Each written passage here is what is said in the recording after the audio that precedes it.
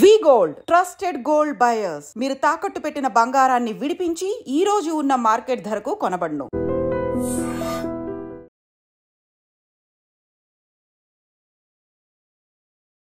నమస్కారం, welcome to I dream. ధర్మ మార్గం విత్ విజిత కార్యక్రమానికి స్వాగతం.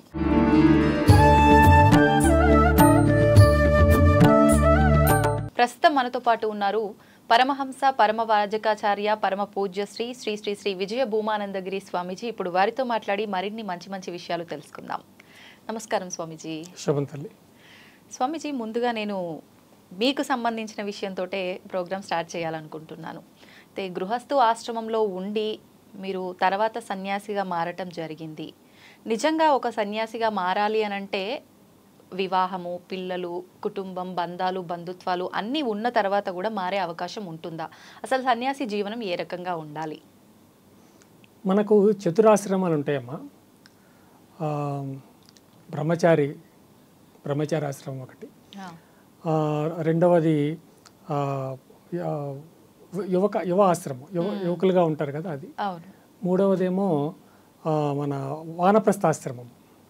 నాలుగవది తురేయాశ్రమం అంటే సన్యాసాశ్రమం. బ్రహ్మచారాశ్రమం మొదటిది. బ్రహ్మచారాశ్రమంలో తను చదువుకుంటాడు, బాలుడుగా ఉంటాడు, చక్కగా చదువుకుంటాడు, తల్లిదండ్రుల నీడలో ఉంటాడు, చక్కగా చదువుకుని పెద్దవాడవుతాడు, ఏ ఉద్యోగం ఏదో చేసుకుంటాడు. అనంతరం అతడికి వివాహం అవుతుంది, చక్కగా కాపురం చేస్తాడు, భార్యని బిడ్డల్ని ప్రేమగా చక్కగా చూసుకుంటాడు, పిల్లల్ని సంస్కారయుతంగా పెంచి పెద్ద చేస్తాడు. అనంతరం వానప్రస్థం. అంటే వానప్రస్థం అంటే అతను కనీసం 50 సంవత్సరాల వయసు వచ్చేయాలి. అంటే ఈ కుటుంబానికి సంసారానికి సంబంధించినటువంటి బరువు బాధ్యతలు అయిపోవాలి. అయిపోయిన తర్వాత వాళ్ళు వానప్రస్థానికి రావాలి. నిజానికి శాస్త్రం ఏం చెప్తుందంటే వానప్రస్థం, ఈ సన్యాసం, ఈ రెండింటి గురించి ఎవరైతే వివాహం చేసుకుని పిల్లల్ని కంటారో, ఎందరిని కంటారో, 2, 3, 4 కంటారు కదా, చిట్ట చివరి పిల్లవాడికి లేదా పిల్లకి వివాహం చేసిన తర్వాత వారు కన్న పిల్లల్లో చివరి పిల్లకు లేదా చివరి కొడుకో చివరి కూతురు కూడా వివాహం చేసిన తర్వాత అనంతరం వారిద్దరూ వేరే వచ్చేసి ఒక కుటీరంలో కాపురం ఉండాలని చెప్తారంటే ఒక కుటీరంలో వానప్రస్తులుగా ఉండాలి ఆ భార్యాభర్తలు ఇద్దరు. అంటే బిడ్డల తరపునటువంటి బాధ్యత అంతా తీర్చేసుకుని, బిడ్డలకు సంబంధించిన వారికి చదువులు చెప్పించి, సంధ్యలు చెప్పించి, వారిని పెద్దలు చేసి వివాహాలు చేసి, చిన్నవాడికి కూడా వివాహం జరిగిన తర్వాత వీరు ఇంకా వారిని వదిలిపెట్టేసి విడిగా వచ్చి ఉండాలి, వానప్రస్తులుగా అంటారు అంటుంది శాస్త్రం. ఎందుకు ఉండాలి అంటే మరి ఎందుకు ఉండకూడదు? ఇంతకాలం పిల్లల్ని కని పెంచి పెద్ద చేసి ఇంకా వాళ్ళకు పుట్టిన పిల్లల్ని కూడా చూసి వాళ్ళకు ముక్కులు చీది వాళ్ళకు మూతులు కడిగి వాళ్ళని కూడా పెంచి పెద్ద చేయాలంటే వీళ్ళు తరించేది ఎప్పుడు? వీళ్ళు తరించాలి కదా. గృహస్థుగా ఉంటే తరించలేరు, కుదరదమ్మా. ఎందుకంటే గృహంలో పడి కొట్టుకుంటాడు, గృహానికి సంబంధించినటువంటి సమస్యలో పడి కొట్టుకుంటున్నప్పటికి దేవుడు ఎక్కడున్నాడు? ఏదో గుడి కనిపిస్తే దండం అని చెప్పుకోవడం, తిరుపతి వెళ్తున్నాను ఈరోజు నమస్కారం, శ్రీశైలం వెళ్తున్నాను నమస్కారం, అంతే తప్ప మనస్సు పెట్టేటటువంటి అవకాశం లేదు అక్కడ. ఇప్పుడు ఏమి చేద్దాం అనుకున్నా సరే పక్కన భార్య, బిడ్డలు వీళ్ళందరూ కనిపిస్తూ సమస్యలు, ఆర్థిక సమస్యలు, అనేక రకాలైనటువంటి సామాజిక సమస్యలు కనిపిస్తూ వీడిని పట్టి పీడిస్తూ ఉంటాయి. ఇంకా మనస్ఫూర్తిగా భగవంతుడి యొక్క ధ్యానం చేసేటటువంటి అవకాశం లేదు. చక్కగా భగవంతుడి ధ్యానం చేసే అవకాశం ఎప్పుడైతే ఉంటుందో అది మాత్రమే మనం పుణ్యము లేదా మోక్షము సంపాదించుకునే కాలం, అది మాత్రమే, అంతే. అయితే ఇప్పుడు మీరు అన్నట్టుగా భగవంతుడికి దగ్గరగా ఉండాలి అనంటే ఖచ్చితంగా సన్యాసం తీసుకోవాల్సిందే. ఇప్పుడు వానప్రస్థంలో ఉండాలి అనంటే ఇప్పుడు మీరు తీసుకున్న దాన్ని వానప్రస్థంగా భావించవచ్చా, సన్యాసంగా భావించవచ్చా? ఇప్పుడు అంటే కుటుంబంలో వాళ్ళకు, మీకు మాత్రం సన్యాసం తీసుకోవాలని ఉంది, కుటుంబంలో వాళ్ళు అభ్యంతరం తెలిపారే అనుకోండి, తీసుకోవడానికి అవకాశం ఉంటుందా, ఉండదా? కుటుంబంలో వారు అభ్యంతరం చెప్పినట్లయితే తీసుకో. ఇప్పుడు మేము ఏం చేస్తామంటే వారిని మా గురువు గారి దగ్గర తీసుకెళ్తాం. మా గురువు గారు మా ఎదురుగానే అడుగుతారు, ఏం తల్లి మీ శ్రీవారు లేకపోతే మీ అమ్మ, మీ నాన్న వీరు సన్యాసం తీసుకోవడానికి మీరు అంగీకరిస్తున్నారంటే వారు అంగీకరిస్తున్నాము అంటే వారు ఇస్తారు. అలాగే ఎప్పుడైతే అప్పటి వరకు మాతో కాపురం చేసేటువంటి మా ధర్మపత్ని ఎప్పుడైతే మేము సన్యాసం స్వీకరించడానికి అంగీకరించిందో అప్పుడు గురువు గారి ముందే మా ధర్మపత్నికి మేము సాష్టాంగ దండ ప్రమాణం ఆచరించాలి. అంటే ఇప్పటి ఒక క్షణం క్రితం వరకు నువ్వు నాకు భార్యవి, ఎప్పటి నుంచి నువ్వు నాకు తల్లివి, అంతే, శాశ్వతంగా అంతే. ఇంకా అయితే అనంతరం ఈ వానప్రస్థం అయిన తర్వాత కొద్ది కాలం అయిన తర్వాత కావాలి అంటే సన్యాసం తీసుకోవచ్చు, లేకపోతే వానప్రస్తులుగా ఉండిపోవచ్చు.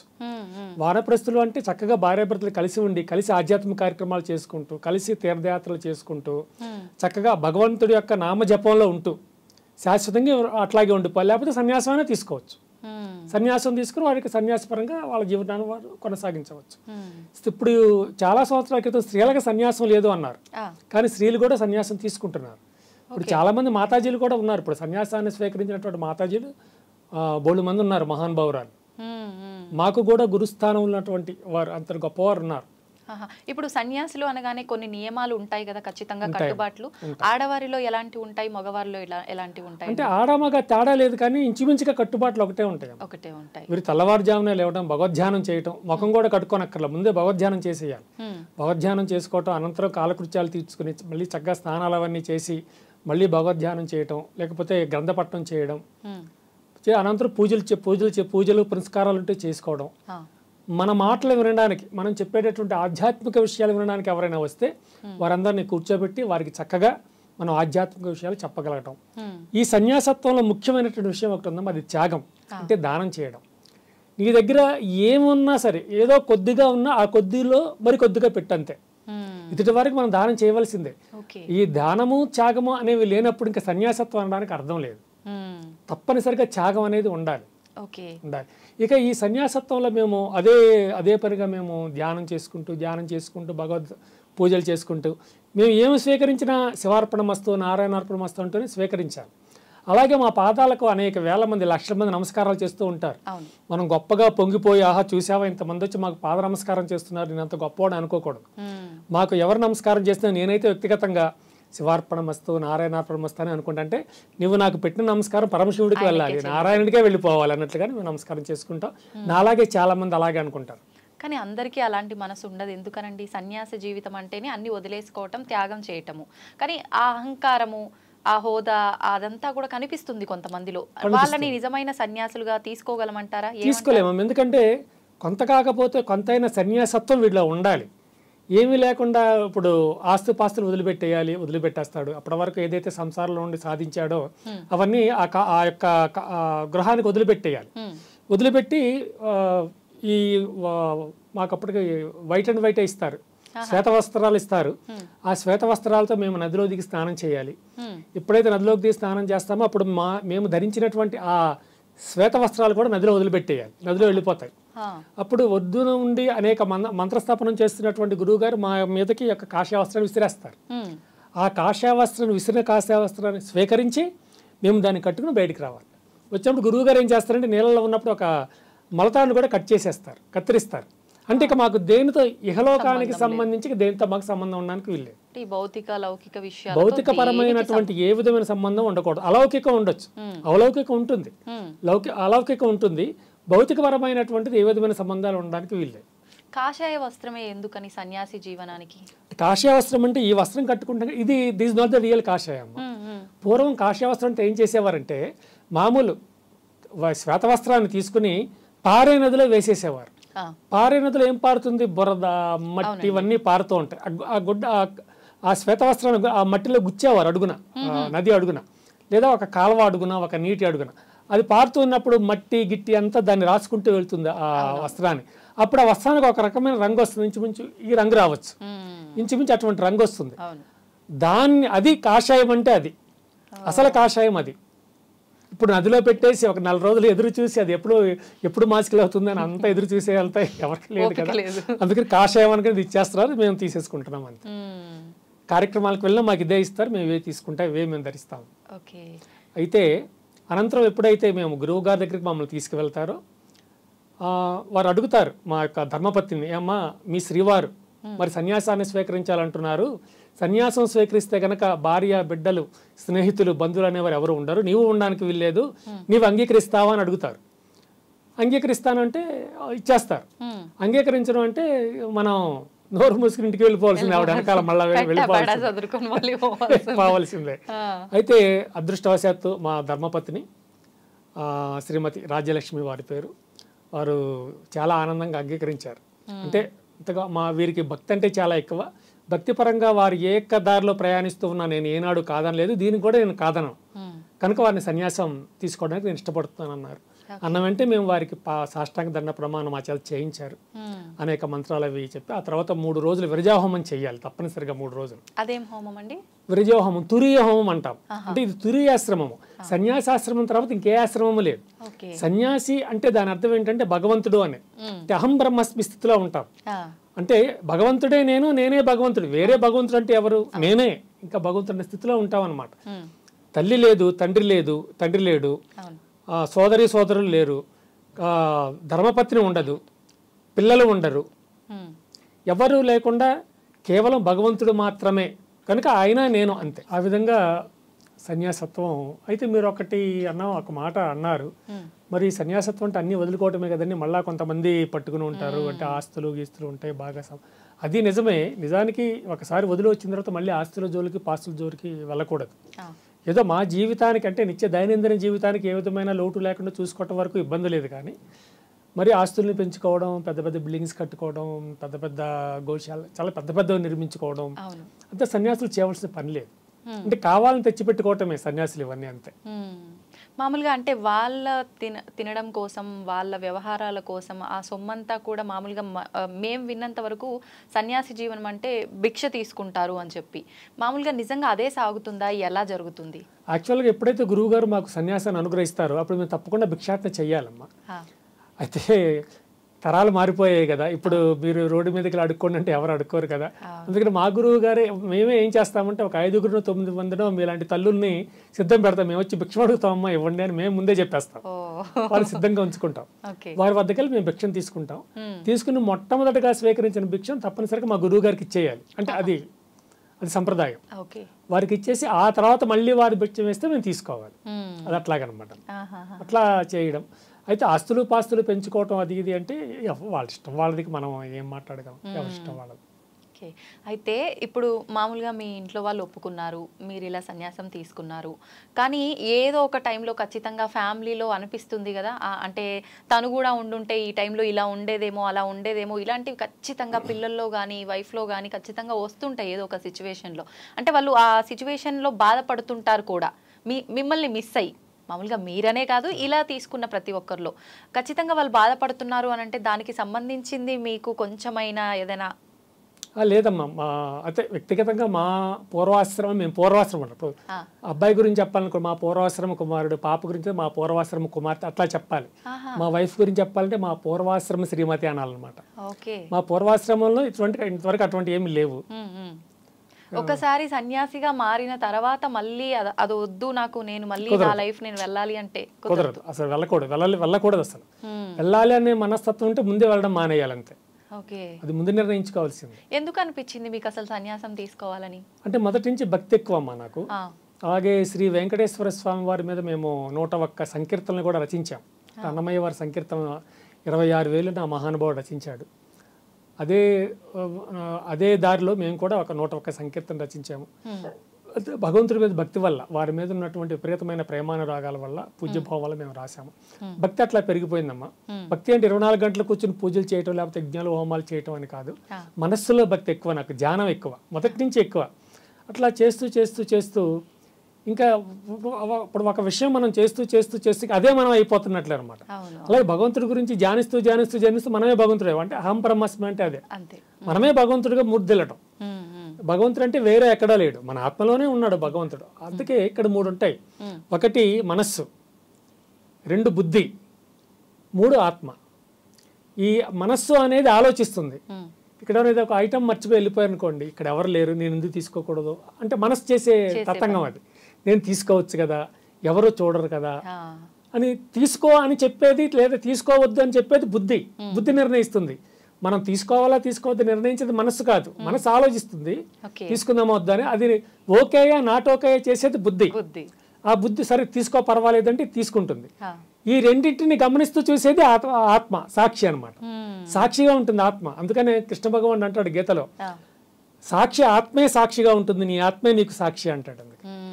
నేను సర్వసాక్షి అంటే ఆయన మహాత్మ, పరమాత్మ గనక, ఆయన దివ్యాత్మ గనక సర్వానికి ఆయనే సాక్షి. మనం ఏం తప్పులు చేస్తున్నాం, ఏం ఒప్పులు చేస్తున్నాం అన్ని కృష్ణ భగవాన్ గమనిస్తూ ఉంటాడంటే ఆయన సర్వసాక్షి. మనకి ఈ వ్యక్తికి నీకేమి సాక్షి అంటే నీలో ఉన్న ఆత్మే నీకు సాక్షి. నువ్వు దొంగతనం చేస్తున్నావా, లేకపోతే దొంగతనాన్ని విసర్జిస్తున్నావా? ఈ రెండు ఏం గమనిస్తుంది అంటే సాక్షి గమనిస్తుంది. ఈ సాక్షి ఆత్మ చూస్తూ ఉంటుంది కనుక ఆత్మే మనకి ఏది నీ ఆత్మ సాక్షిగా చెప్పు అని అంటారు పెద్దవాళ్ళు. అందుకే ఆత్మే మనకు సాక్షిగా ఉంటుంది. అదమ్మా. అయితే ఇప్పుడు సన్యాసం తీసుకోవడం వెనకాల అసలు పర్పస్ ఏంటి? మామూలుగా అంటే ఈ బంధాలు, ఈ బంధుత్వాలు వీటన్నిటి మధ్య ఉంటే మనం చేసుకున్న కర్మలు ఏదో ఒక కర్మ, అది పాపమే కావచ్చు పుణ్యమే కావచ్చు, పెరుగుతూనే పోతుంది. విముక్తి పొందలేము, ఈ జీవితం నుండి మోక్షం పొందలేము. కాబట్టి ఈ బంధాలన్నీ పక్కన పెట్టి సన్యాసం తీసుకుంటే ఎంతసేపు ఆయన ధ్యానంలోనే ఉంటాం కాబట్టి మోక్షం పొందడానికి అవకాశం ఉంటుంది అనేనా, ఇంకేదైనా రీజన్? కృష్ణ భగవానుడు ఒక మాట అంటాడమ్మా గీతలో, అపిచేదసి పాపేభ్య సర్వేభ్య పాపకృత్తమః సర్వం జ్ఞాన ప్లవేనైవ వృజినం సంతరిష్యసే అంటాడు. ఖచ్చితంగా చెప్తాడు కృష్ణ భగవానుడు. అర్థం ఏంటండి? మీరు ఎన్ని పాపాలు చేసినా, అసలు మీరే పెద్ద పాపం అనుకోండి, ఆ పాపాల కడలి నుంచి మిమ్మల్ని రక్షించేది జ్ఞానం అనేటటువంటి ఒక పడవ మాత్రమే. అంటే జ్ఞానాన్ని సంపాదించండి. మీరు ఎంత జ్ఞానాన్ని సంపాదిస్తారో అన్ని పాపాలు మీ నుంచి దూరంగా తొలగిపోతాయి అంటాడు కృష్ణ భగవానుడు. కనుక మేము జ్ఞానాన్ని సంపాదిస్తూ ఉంటాం. అంటే మేము పాపాలు చేసాం కనుక అవి పోగొట్టుకోవడం జ్ఞానాన్ని సంపాదించడం కాదు, జ్ఞానం తెలుసుకోవాలి. ఇప్పుడు రెండు ఉన్నాయమ్మా, ఒకటి జ్ఞానము, రెండు విజ్ఞానము. చాలా మంది అనుకుంటారు జ్ఞానము విజ్ఞానము రెండు ఒకటే అనుకుంటారు, కానీ కాదు. జ్ఞానం వేరు, విజ్ఞానం వేరు. విజ్ఞానము అంటే భౌతికానికి సంబంధించింది. ఈ బిల్డింగ్ ఎట్లా కట్టారు, ఈ లైట్లు ఎట్లా వెలుగుతున్నాయి, ఈ కెమెరాస్ ఎట్లా వర్క్ చేస్తాయి, కార్లు ఎట్లా తిరుగుతున్నాయి, ట్రైన్స్ ఎట్లాగా, హౌ దట్ బసెస్, కార్స్, ఇవన్నీ తెలుసుకోవడం విజ్ఞానం. ఈ ప్రపంచానికి సంబంధించిన విషయాలు తెలుసుకోవడం విజ్ఞానం. కేవలం భగవంతుడికి సంబంధించిన తెలుసుకోవడం మాత్రమే జ్ఞానం, అంతే. ఆధ్యాత్మిక విషయాలకు మాత్రమే జ్ఞానము అంటాం. విజ్ఞానం అనేది భౌతికానికి సంబంధించింది. అవును. నిజంగా ఇప్పుడు ఈ జ్ఞానం తెలుసుకోవడం వల్ల ఉపయోగం ఏంటి? ఒక మనిషి జ్ఞానం తెలుసుకోవడం వల్ల, ఇప్పుడు ఒక మనిషి జన్మ తీసుకున్నారు, ఒక శిశువు పుట్టింది, తర్వాత రొటీన్ అంతా అందరికీ జరిగినట్టుగానే జరుగుతుంది. పుట్టుక, మరణము, మధ్యలో ఆ జీవితము, ఎదుగడము, డౌన్ అయిపోవడము, కష్టాలు సుఖాలు ఇవన్నీ కామన్. ఈ జ్ఞానాన్ని నేను తెలుసుకోవడం వల్ల నాకు ఇంకా తేడా ఏం జరుగుతుంది నా లైఫ్లో? అంటే అమ్మా, మంచి ప్రశ్న అడిగారు. ఇప్పుడు ఏమిటంటే జ్ఞానం తెలుసుకోవటం అంటే, జ్ఞానము అంటే ఒక విషయం, అసలు జ్ఞానము అంటే ఏమిటో ఒకటి ఉంటుంది కదా. ఏది తెలుసుకుంటే ఇంకా ఏది తెలుసుకోవాల్సిన అవసరం లేదో అదే జ్ఞానం. ఏది మనం తెలుసుకుంటే ఇంకా ఏది తెలుసుకోవాల్సిన అవసరం ఉండదో ఆ తెలుసుకునేదే జ్ఞానం అంటారు. ఉంటుంది. కనుకనే ఇప్పుడు భార్య ఒక భ్రమ, పిల్లలు ఒక భ్రమ, ఆస్తిపాస్తులు ఒక భ్రమ, స్నేహితులు ఒక భ్రమ, బంధుమిత్రులు ఒక భ్రమ. మరి నీ భ్రమ అనుకుంటూ పోతే మరి భ్రమ కానిది ఏముంది అంటే, శంకరాచార్యులు వారు అంటారు అసలు నువ్వే ఒక భ్రమ అంటారు ఆయన. అసలు నీకు నువ్వే ఒక భ్రమ అంటారు.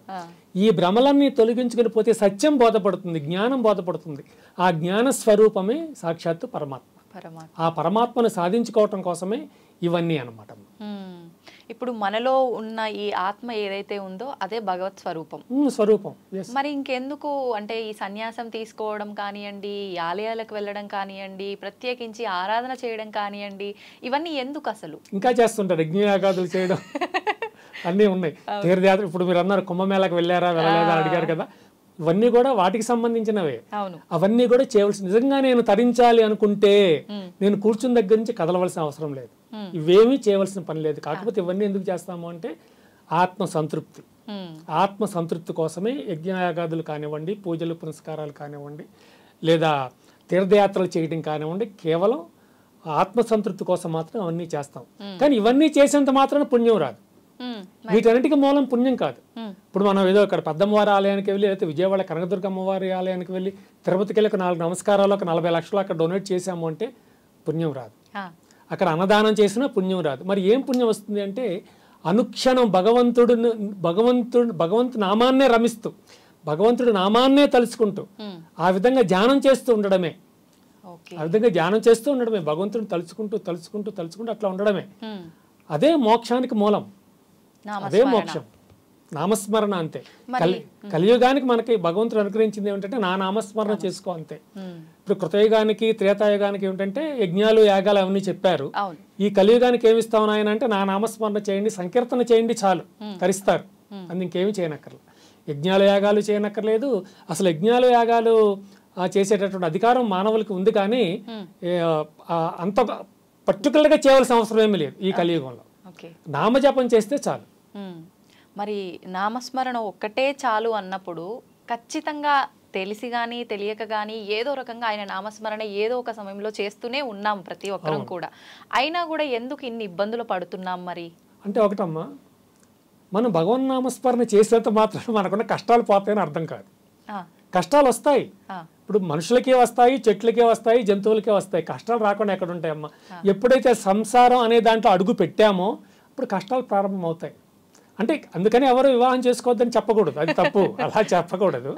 ఎందుకంటే మరి సంసారం, మీలాంటి సంసారాలు మీరు చక్కగా పిల్లల్ని కంటాం, వాళ్ళని చక్కగా అన్నట్లు ఈ దేవేంద్రుడు మీలాంటి స్త్రీల గురించి ఒక మంచి మాట అంటాడు. ఒక ప్రశ్న ఉంది దేవేంద్రుడికి, స్త్రీ అంటే ఏమిటి? మీకు చాలా ముఖ్యమైన విషయం. స్త్రీ అంటే ఏమిటని అడుగుతారు వారు. దేవేంద్రుడు సాక్షాత్ వేదంలో ఉంటుంది, అధర్వణ వేదంలో ఉంటుంది ఇది. స్త్రీ అంటే ఏమిటంటే దేవేంద్రుడు అద్భుతంగా చెప్పాడు. స్త్రీ అంటే అర్థం ఏమిటి అంటే తనని తాను సంపూర్ణంగా కప్పుకునేది అని అర్థమాట. ఇప్పుడు స్త్రీలు చక్కగా చీర కట్టుకుని చక్కగా ముసుగు వేసుకుంటారు కదా, అంటే సంపూర్ణంగా కప్పుకునేది స్త్రీ. మరి ఆ స్త్రీ ఏం చేస్తుంది అన్న ప్రశ్న కూడా ఉంది అక్కడ. ఆయన చెప్తాడు, ఈ స్త్రీ ఏం చేస్తుంది అంటే తల్లిదండ్రుల కడుపున పుట్టి సంప్రదాయబద్ధంగా ఎదిగి తాను సైతం వివాహం చేసుకుని చక్కటి బిడ్డలను కని వారిని కూడా సంప్రదాయబద్ధంగా పెంచి పెద్ద చేసి ఈ సమాజానికి స్త్రీ సమర్పిస్తుంది. ఒక స్త్రీ ఈ సమాజానికి చేసిన సేవ కన్నా మగవాడు ఎన్నడూ చేయలేడు అంటాడు ఆయన. మగవాడు ఎప్పటికీ ఆ సేవ చేయలేడు, స్త్రీ మాత్రం ఇంత అద్భుతమైనటువంటి వితరణ చేస్తుంది. తన పిల్లల్ని సమాజానికి పంపిస్తుంది, సమాజానికి సమర్పిస్తుంది. ఈ సమాజం ఇంత విస్తృతమైపోయింది అంటే, ఇన్ని కోటాను కోట్ల మంది ప్రజలు ఈ సమాజంలో ఉన్నారు అంటే దాని అర్థం శ్రీమూర్తి కనుక ఇట్లా చేయగలిగింది అని చెప్తారు. నిజంగా చాలా అద్భుతంగా చెప్పారు ఆయన. దేవేంద్రుడు అందరూ తిడతారు, వీళ్ళు దేవేంద్రుడు అట్లాగా, దేవేంద్రుడు ఇట్లాగా అని. చాలా అద్భుతమైనటువంటి ప్రకటన చేశారు వారు స్త్రీల గురించి. ఇప్పుడు ఇంత అద్భుతంగా స్త్రీల గురించి చెప్పారు. ఈయన చెప్పడమే కాదు, మన పురాణాల్లో కూడా స్త్రీలకి చాలా మంచి ప్రాధాన్యత ఉన్నట్టుగా మనకు వినిపిస్తోంది మాటలను బట్టి. కానీ ప్రస్తుతం ఉందంటారా? అది లేదనే చెప్పాలి. ఎందుకని, ఏం జరిగిందంటారు? అంటే ఈ మానవుల ఆలోచనల్లో దృక్పథం మారిపోయిందమ్మా. నేను నిన్న ఒక వీడియో చూశాను, కుంభమేళాకి వెళ్తూ ఉంటే థర్డ్ ఏసీ సెకండ్ ఏసీ ఆ బయట ఉన్న కొన్ని వందల మంది మీద పడిపోయి ఆ గ్లాసులు బద్దలు కొట్టి లోపలికి వెళ్ళిపోయి ఆడవాళ్ళమే పడిపోతున్నారు కూర్చోడానికి. అవును. అంటే అసలు స్త్రీ అంటే అసలు అంటే అవకాశం బట్టి మాట్లాడడం అంతే, అట్లాగే ఉంది. లేకపోతే స్త్రీ మీద పడిపోవటం ఏంటి? అందరూ ఈ మగవాళ్ళంతా తోసుకు వెళ్ళిపోయి అంటే ఆ ట్రైన్ ఎక్కాలి అని, అంతే అంతే, టికెట్లు ఉండదు వీళ్ళ దగ్గర, టికెట్లు కొనరు, వెళ్ళిపోయి ట్రైన్లో ఏసీలో ప్రయాణం చేయాలి, అద్దాలు బద్దలు కొట్టి దౌర్జన్యం అంతే, దౌర్జన్యం తప్ప ఏమీ లేదు. ఇక్కడ దౌర్జన్యాన్ని ఆపేవాళ్ళు కూడా పెద్దగా ఉండడం లేదు ఈ సమాజంలో. ఈరోజు ఒక కేసు నాకు చాలా బాధ కలిగిందమ్మా. ఒక అమ్మాయిని, ఒక ఆడపిల్లని నిన్ను లవ్ చేశాను చెప్తే అమ్మాయి రిఫ్యూజ్ చేసింది. నువ్వు రిఫ్యూజ్ చేస్తావా అని చెప్పి ఒక రోజు ఇంటికి వచ్చి ఆ అమ్మాయి కన్నతల్లిని అడ్డు వచ్చిన ఆమె తండ్రిని ఇద్దరిని చంపేశాడు. ఆ కుర్రవాడు ఇద్దరిని మర్డర్ చేసేసాడు, గొంతుల మీద కత్తితో నరికి. ఈ అమ్మాయి మీద కూడా దాడి చేస్తే ప్రాణాలతో బయటపడింది. అటువంటి వాడు 100 మంది చూస్తూ ఉండగా వాడిని అరెస్ట్ చేశారు. కానీ అరెస్ట్ చేసి 2వ నెల 3వ నెలలోనే బెయిల్ ఇచ్చి చక్కగా పంపించేశారు. శిక్ష లేదమ్మా, ఇక్కడ శిక్షలేమీ లేవు. ఈరోజు మనం ఎంత ఘోరమైన నేరం చేసినా సరే కోర్టులు హామీ ఇస్తున్నాయి, పర్వాలేదు నేను పంపించేస్తానని. నేను చెప్పిన కేసు చాలు కదమ్మా చెప్పడానికి. అంతే, ఒక 2 మర్డర్లు జరిగాయి, ఒక రేప్ అటెంప్ట్ జరిగింది, 3 నేరాలు ఒక దగ్గరే జరిగినప్పుడు కోర్టు ఏమీ కాకుండా 2వ నెల 3వ నెలలోనే బెయిల్ ఇచ్చి పంపేసింది అంటే ఏంటమ్మా దారుణం ఇది. అంటే ఏం చేసినా పర్వాలేదు, మహా అయితే ఒక 2 నెలలు లోపల ఉన్న తర్వాత మళ్ళీ యథావిధిగా మా పనులు మేము చేసుకుంటామనే ధోరణి ఏర్పడుతుంది. అంతే, మనం ఒకరు కూడా ఇదే స్టేట్మెంట్ ఇచ్చి ఏంటంటే మన చిలుకూరు బాలాజీ గారి ప్రధాన అర్చకుడి మీద ఒక ఆయన ఏదో దాడి చేశాడు, అతని వీర్రాఘవరెడ్డి. ఆయనకి నేను ఇదే చెప్పాను వీడియోలో, అయ్యా మీరు చేసిన పని మంచిది కాదు, మనం దాడి చేయటం ఏంటి, సాక్షాత్తు వెంకటేశ్వర స్వామి వారి సేవకుడి మీద దాడి చేయడం తప్పండి, అట్లా చేయకూడదు. కానీ ఒకటి మీకేమీ కాదు, ఎందుకంటే నేను ఈ కేసును ఉదహరించి అటువంటి వాళ్ళకి బెయిల్ వచ్చింది, మీకు బెయిల్ రావడం పెద్ద కష్టమేమి కాదు, వస్తుంది. కానీ వచ్చిన తర్వాత ఒక పబ్లిక్ మీటింగ్ పెట్టి వారిని కూడా పిలిచి వారి పాదాలకు నమస్కారం చేసి అందరి ముందు వారికి క్షమాపణ చెప్పండి నేను చెప్పాను. కానీ ఎంత ఘోరంగా అసలు ఆయన పాదాల దగ్గర కూర్చోబెట్టుకుని ఆయన్ని, ఆయన వయసుకు కూడా గౌరవం ఇవ్వకుండా చేశారు. నిజంగానే చాలా బాధాకర విషయం అది, నిజంగా ఆయన విషయంలో జరిగింది. అవునమ్మా, చాలా దుర్మార్గం అది. అది చేయకూడదు, అది జరగకూడని పని.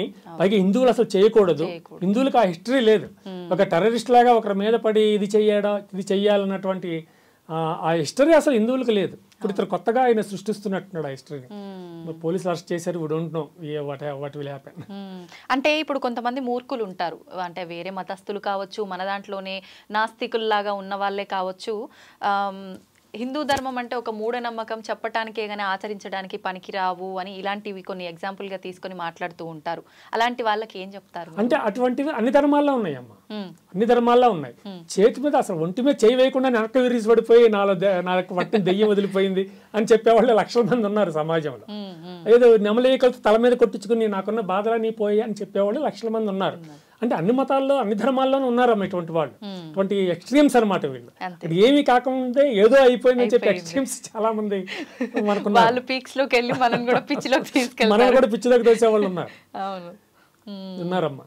అయితే ఇప్పుడు ఒక మనిషి జన్మ తీసుకున్నాడు అనంటే అది భగవంతుడి సృష్టి. తాను సృష్టించిన మనిషి నుంచి అసలు భగవంతుడు ఏదైనా ఆశిస్తాడా అంటే ఏం చెప్తారు? యాక్చువల్గా ఏంటమ్మా, కఠోపనిషత్ అంటే వేదం. కఠోపనిషత్ అంటే వేదాంతాలని ఉపనిషత్తులు అంటారు. కఠోపనిషత్తు ఏం చెప్తుంది అంటే పరమాత్మ ఆత్మ, మన ఆత్మలో 84 లక్షల జీవరాశులు ఉన్నాయి ఈ భూమి మీద. 84 లక్షల వెరైటీస్ ఉన్నాయి. పరమాత్మ ఆయన ఒకటే. పరమాత్మ అంటే వేరే ధర్మాలు మతాల వారు ఏం చెప్తారు అంటే పరమాత్మ అంటే భగవంతుడు ముందు ఉద్భవించేసి మిగిలిన జీవరాశిని భగవంతుడే సృష్టించాడని చెప్తారు. కానీ వేదం అది చెప్పడం లేదమ్మా. వేదం మూలం మనకి. వేదం ఏం చెప్తుంది అంటే భగవంతుడితో పాటే ఈ జీవులు ఉద్భవించే 84 లక్షల జీవరాశులు కూడా భగవంతుడితో పాటు లైక్ బ్రదర్స్ అలా ఉద్భవించాయని చెప్తున్నారే తప్ప భగవంతుడు సృష్టించాడని చెప్పట్లేదు. ఎక్కడ భగవంతుడు సృష్టించట్లేదు మనల్ని. మరి వాస్తవం చెప్తాను. భగవంతుడు సృష్టించాడంటే ఇది విషయం ఎట్లా అంటే ఇప్పుడు సూర్యుడు అన్నది పరమాత్మ అయితే సూర్యుడు చుట్టూ వచ్చేటటువంటి కిరణాలు మనం జీవాత్మని చెప్పాలి. అట్లాగని మన వేదం అది చెప్తోంది. అది నిజం కూడా. అందుకని ఇప్పుడు ఒక మనిషి మరణించిన తర్వాత అక్కడతో అతని జీవితం అయిపోతుంది, మరొక జీవితం ప్రారంభమవుతుంది. మరణాంతర జీవితం కూడా ఉంటుంది. అది స్వర్గం అనండి, నరకం అనండి, లేకపోతే కర్మ జీవితం అనండి. అంటే వీడు జీవించి ఉన్నప్పుడు వీడు ఒక జీవిగా వాడు ఏమి కర్మలు చేశాడో, ఏం తప్పులు చేశాడో, లేదా ఏం ఒప్పులు చేశాడో అవన్నీ కూడా కర్మ నిర్ణయిస్తుంది. వీడి తర్వాత ఏ జన్మ ఎత్తాలి, ఈ 84 లక్షల జీవాలలో ఏ జన్మని వీడికి ఇవ్వాలని కర్మ నిర్ణయిస్తుంది. భగవంతుడు కూడా సంబంధం లేదమ్మా. చాలా మా కర్మ కొద్దీ మాకు ఈ జన్మ ఇచ్చాడు, ఇలా బతుకుతున్నాను. దేవుడికి సంబంధం లేదు అసలు శివుడాజ్ఞ లేనిది చీమ కుట్టదు అంటారు కదా. అవన్నీ తర్వాత విషయాలు, అవన్నీ తర్వాత వచ్చిన మాటలు అవన్నీ. కానీ మన కర్మే మన జీవితాన్ని అంటే తీసుకోవాల్సినటువంటి జీవితం ఏదో కర్మ నిర్ణయిస్తుంది. భగవంతుడికి అసలు సంబంధమే లేదు. నీవు చేసిన కర్మే ఓ నీరజాక్ష అన్నట్లుగా మనం ఏం తప్పులు చేశామో లేదా ఏ ఒప్పులు చేశామో తర్వాత మనం స్వీకరించవలసిన జన్మ ఆ కర్మే నిర్ణయిస్తుంది. కర్మే నిర్ణయిస్తుంది తప్ప భగవంతుడు ఏం నిర్ణయించాడు. నువ్వు చచ్చిన తర్వాత స్వర్గానికి వెళ్తావు, నువ్వు చచ్చిన తర్వాత నరకానికి వెళ్తావు. నరకము స్వర్గం లేవమ్మా. ఎక్కడ ఏదో స్వర్గం అక్కడ ఏదో రంబలో ఓర్వశలు ఏదో వాళ్ళు ఏదో డాన్సింగ్ స్టార్స్ ఏదో ఉన్నట్టు ఏదో చెప్తారు. అవన్నీ పిచ్చి మాటలమ్మా. ఎక్కడా లేవు. నరకం కూడా లేదు. నిన్నేదో నూనెలో వేసి తగలబెట్టేస్తారు, కాల్ చేస్తారు, నీళ్ళు వేస్తారు, నూనె వేసేస్తారు, నిప్పులు పెట్టేస్తారు, ఇనుప స్తంభాలని. అవన్నీ ఎక్కడా లేవమ్మా. అయితే ఈ సమాజంలో అవి ఎందుకు చొచ్చుకొచ్చాయి అంటే భయపెట్టడానికి. అంటే తప్పు చెయ్యాలంటే భయపడాలి. ఆ విధంగా భయపెట్టడానికి అవి పెట్టారే తప్ప అవి నిజానికి లేవు. కర్మ మాత్రమే మనల్ని శిక్షిస్తుంది అంతే. భగవంతుడు కూడా శిక్షించాడు, కర్మ మాత్రమే శిక్షిస్తుంది. ఇప్పుడు మీరు అన్నారు ఇదంతా ఏమీ లేదు అని, కానీ గరుడ పురాణంలో ఏం తప్పు చేశామో దానికి ఒక శిక్ష ఖచ్చితంగా అందులో అన్ని డిసైడ్ చేయబడి ఉన్నాయి కదా. మరి అవన్నీ ఎక్కడ అనుభవిస్తాము? అదంతా ఏంటంటేనమ్మా, ఇప్పుడు మనకి 18 పురాణాలు ఉన్నాయి, అంటే 18 పురాణాలు ఉన్నాయి. మహామహా పండితులు కూడా ఏం చెప్తారు అంటే ఈ పురాణాలు అన్నివి ప్రతిదీ కూడా నమ్మదగింది కాదు అని వాళ్ళే చెప్తారు. అంటే మూలం ఏదైతే ఉందో మూలాన్ని తప్పనిసరిగా మనం విశ్వసించాలి. మూలం ఉంది, కానీ వాటి చుట్టూ అల్లబడినటువంటి కథలు మాత్రం తప్పు. చాలా కథలు అల్లేశారు. వేల సంవత్సరాల నుంచి వస్తున్న వ్యవస్థ ఇది. మన హైందవ ధర్మం అన్ని ధర్మాల కన్నా అత్యంత సనాతనమైంది, పురాతనమైంది హైందవ ధర్మమే. ఈ హైందవ ధర్మం కొన్ని లక్షల సంవత్సరాలు అవుతుంది, వేల సంవత్సరాలు అయిపోతుంది. మరి ఇన్ని సంవత్సరాల నుంచి ఒక గ్రంథం ఉందంటే అది ఎన్ని మార్పులకు లోనవ్వాలి, ఎన్ని చేర్పులకు లోనవ్వాలి. ఒకటి రాశాడంటే 4 సెక్షన్లు ఎక్కువ రాస్తాడు, ఇంకొకటి రాశాడంటే ఈ 4 సరిపోయి ఇంకో 20 రాస్తాడు. అట్లాగా ఒకటి పెంచేసి అట్లాగా ఈ 18 పురాణాలను తయారు చేశారు. గరుడ పురాణాలు కూడా అట్లాగే ఉన్నాయి. ఆ తప్పు చేస్తే ఆ శిక్ష, ఈ తప్పు చేస్తే ఈ శిక్ష అంటే వారు మరొక రకంగా చెప్పండొచ్చు. అంటే నువ్వు ఏదైతే వేరే ఒక జన్మను ఏదైతే నువ్వు స్వీకరిస్తావో ఆ జన్మలో నీకు ఎట్లా జరుగుతుంది అని కూడా ఆ విధంగా కూడా రాసి ఉండవచ్చు. ఇప్పుడు ఖచ్చితంగా పునర్జన్మ అనేది ఉంటుంది ఉంటుందమ్మా, అందులో అనుమానం లేదు. అది మానవ జన్మే ఉంటుందా లేదంటే వేరే ఇంకేదైనా జన్మ కూడా మానవ తీసుకునే జన్మే అవకాశమా? ఉండదమ్మా. మానవ మనుషులకు చాలా మంది అంటారు మనిషిగా పుట్టినప్పుడు ఎన్ని జన్మలైనా మనిషిగా ఉండదమ్మా, వేరే జన్మ ఉంటుంది. వేరే జన్మ తీసుకున్నా కూడా ఇప్పుడు ఫర్ ఎగ్జాంపుల్ ఈ జన్మలో మనిషిగా పుట్టి ఇష్టం ఉన్నట్టు పాపాలు కర్మలు అన్నీ చేసిన తర్వాత ఏదో ఒక క్రిమిగానో ఒక జంతువుగానో అలా పుట్టి మళ్ళీ జీవి తీసుకుంటే ఆ శరీరాన్ని తీసుకుంటే ఈ జన్మలో చేసిన పాపాలు కర్మలకు సంబంధించిందంతా అది ఆ జంతువుగా ఉండి కూడా అనుభవిస్తుందా? తప్పకుండా అనుభవిస్తారు, తప్పకుండా అనుభవించాలమ్మా, తప్పదు. ఎందుకంటే కర్మ జీవితం అన్నాం గనక ఇదంతా కర్మ ప్రకారం నడుస్తూ ఉంటుంది కనుక తప్పనిసరిగా అనుభవించవలసిందే. ఇప్పుడు ఆ మధ్య ఒక ఏదో సమ్ ఛానల్ ఏదో నేషనల్ జియోగ్రఫీ చూస్తుంటే ఒక సింహం చూస్తూ ఉండగా చెట్టు మీద ఎగిరేటటువంటి ఒక కోతి నీళ్ళలో పడిపోయింది. ఇది వెళ్ళి కోతిని తినేయచ్చు కానీ తినలేదు, జాగ్రత్తగా వెళ్ళి దాన్ని జాగ్రత్తగా పట్టి ఒడ్డును పెట్టేసింది. కానీ దాని తత్వం అది కాదు కదా, తత్వం అది తినాలి, చంపేయాలి, కనీసం దాన్ని గాయపరచాలి. పక్కన ఒడ్డును పెట్టిన దాని అర్థం ఏంటి అంటే నెక్స్ట్ జన్మ ఇది ఏ జన్మ ఎత్తుంది, మంచి జన్మే తీసుకుంటుంది కదా, ఒక మానవ జన్మే స్వీకరిస్తుంది, లేదా ఒక గోవు జన్మను స్వీకరిస్తుంది, ఒక మంచి ఉత్తమ జన్మను స్వీకరిస్తుంది. అట్లా కూడా జరుగుతాయి. అటువంటిది కూడా ఇంకొకటి ఏదో చూశాను, ఒక సెల్ లోపలికి ఒక సింహం తిరుగుతుంటే ఒక అబ్బాయి ఆ లోపల కటకటాల లోపల గ్రిల్ లోపలికి చేపెట్టి ఫోన్తో దాని ఫుడ్ తీస్తున్నాడు, అడుగులు తీస్తున్నాడు. వెంటనే సింహం దగ్గరికి వచ్చి తన చేత్తో ఆ సెల్ ఫోన్ ఆ చేతిని బయటికి తోసేసింది. నోటితో కొరికి పట్టుకోవచ్చుగా, కొరకలా బయటకి నెట్టేసింది. ఇట్లా పెట్టి తన కాలుతో బయటకు నెట్టేసింది ఆ చేతిని, ఆ చేతిని బయటకు నెట్టేసింది. అంటే అది నెక్స్ట్ ఏ జన్మ తీసుకుంటుంది, దానికి ఎందుకు ఆ బుద్ధి వచ్చింది? ఉత్తమ జన్మ వస్తుంది, అటువంటి వాడికి ఉత్తమ జన్మ వస్తుంది. అంటే ఇప్పుడు మనిషిగా ఉన్నప్పుడు కూడా మూర్ఖంగా ఉండి కాస్త మారి కాస్త తర్వాత ఉత్తమ జన్మ తీసుకొని ఆ తర్వాత ఇంకోటి అలా ఉంటుందా? అలా కూడా ఉండొచ్చు అమ్మ. ఇప్పుడు ముందేమో దుర్మార్గుడిగా ప్రవర్తించవచ్చు, తర్వాత మనస్సు మారి చక్కగా ఉత్తమమైనటువంటి ఆలోచనతో ఉత్తమ సంస్కారంతో జీవించవచ్చు. అటువంటి వాడికి ఉత్తమ జన్మే రావచ్చు. తర్వాత ఒక మానవ జన్మ లేకపోతే ఉత్తమ జన్మ రావచ్చు, కానీ మోక్షం మాత్రం రాకపోవచ్చు. మోక్షం అంటే ఇంకా మరి జన్మ అనేది ఉండదు, జన్మ ఉండకుండానే జన్మ లేకుండానే అన్నమాట, అది మోక్షం, అది తరింపు. ముక్తి మోక్షం అంటే అది. అయితే వీరికి తప్పకుండా మనకు జన్మ వస్తుంది. ఇట్లా చక్కగా సాధుపరంగా ప్రవర్తించిన వారికి తప్పనిసరిగా మరొక ఏదో ఒక ఉత్తమమైన జన్మ వస్తుంది.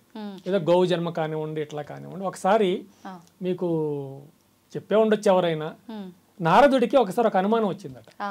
అనుమానం వచ్చి శ్రీమన్నారాయణ, ఆయన మాట్లాడితే నారాయణ తప్ప ఇంకేం పలకడు కదా, ఆ నారాయణ దగ్గరికి వెళ్ళి నా స్వామి నాకు చిన్న అనుమానం తీర్చరంటే, అడగవయ్యా ఏమిటి అనుమానం అంటే, ఉత్తమమైనటువంటి పురుషులను చూసినట్లయితే వారికి వచ్చేటటువంటి లాభం ఏంటి అని అడిగారు.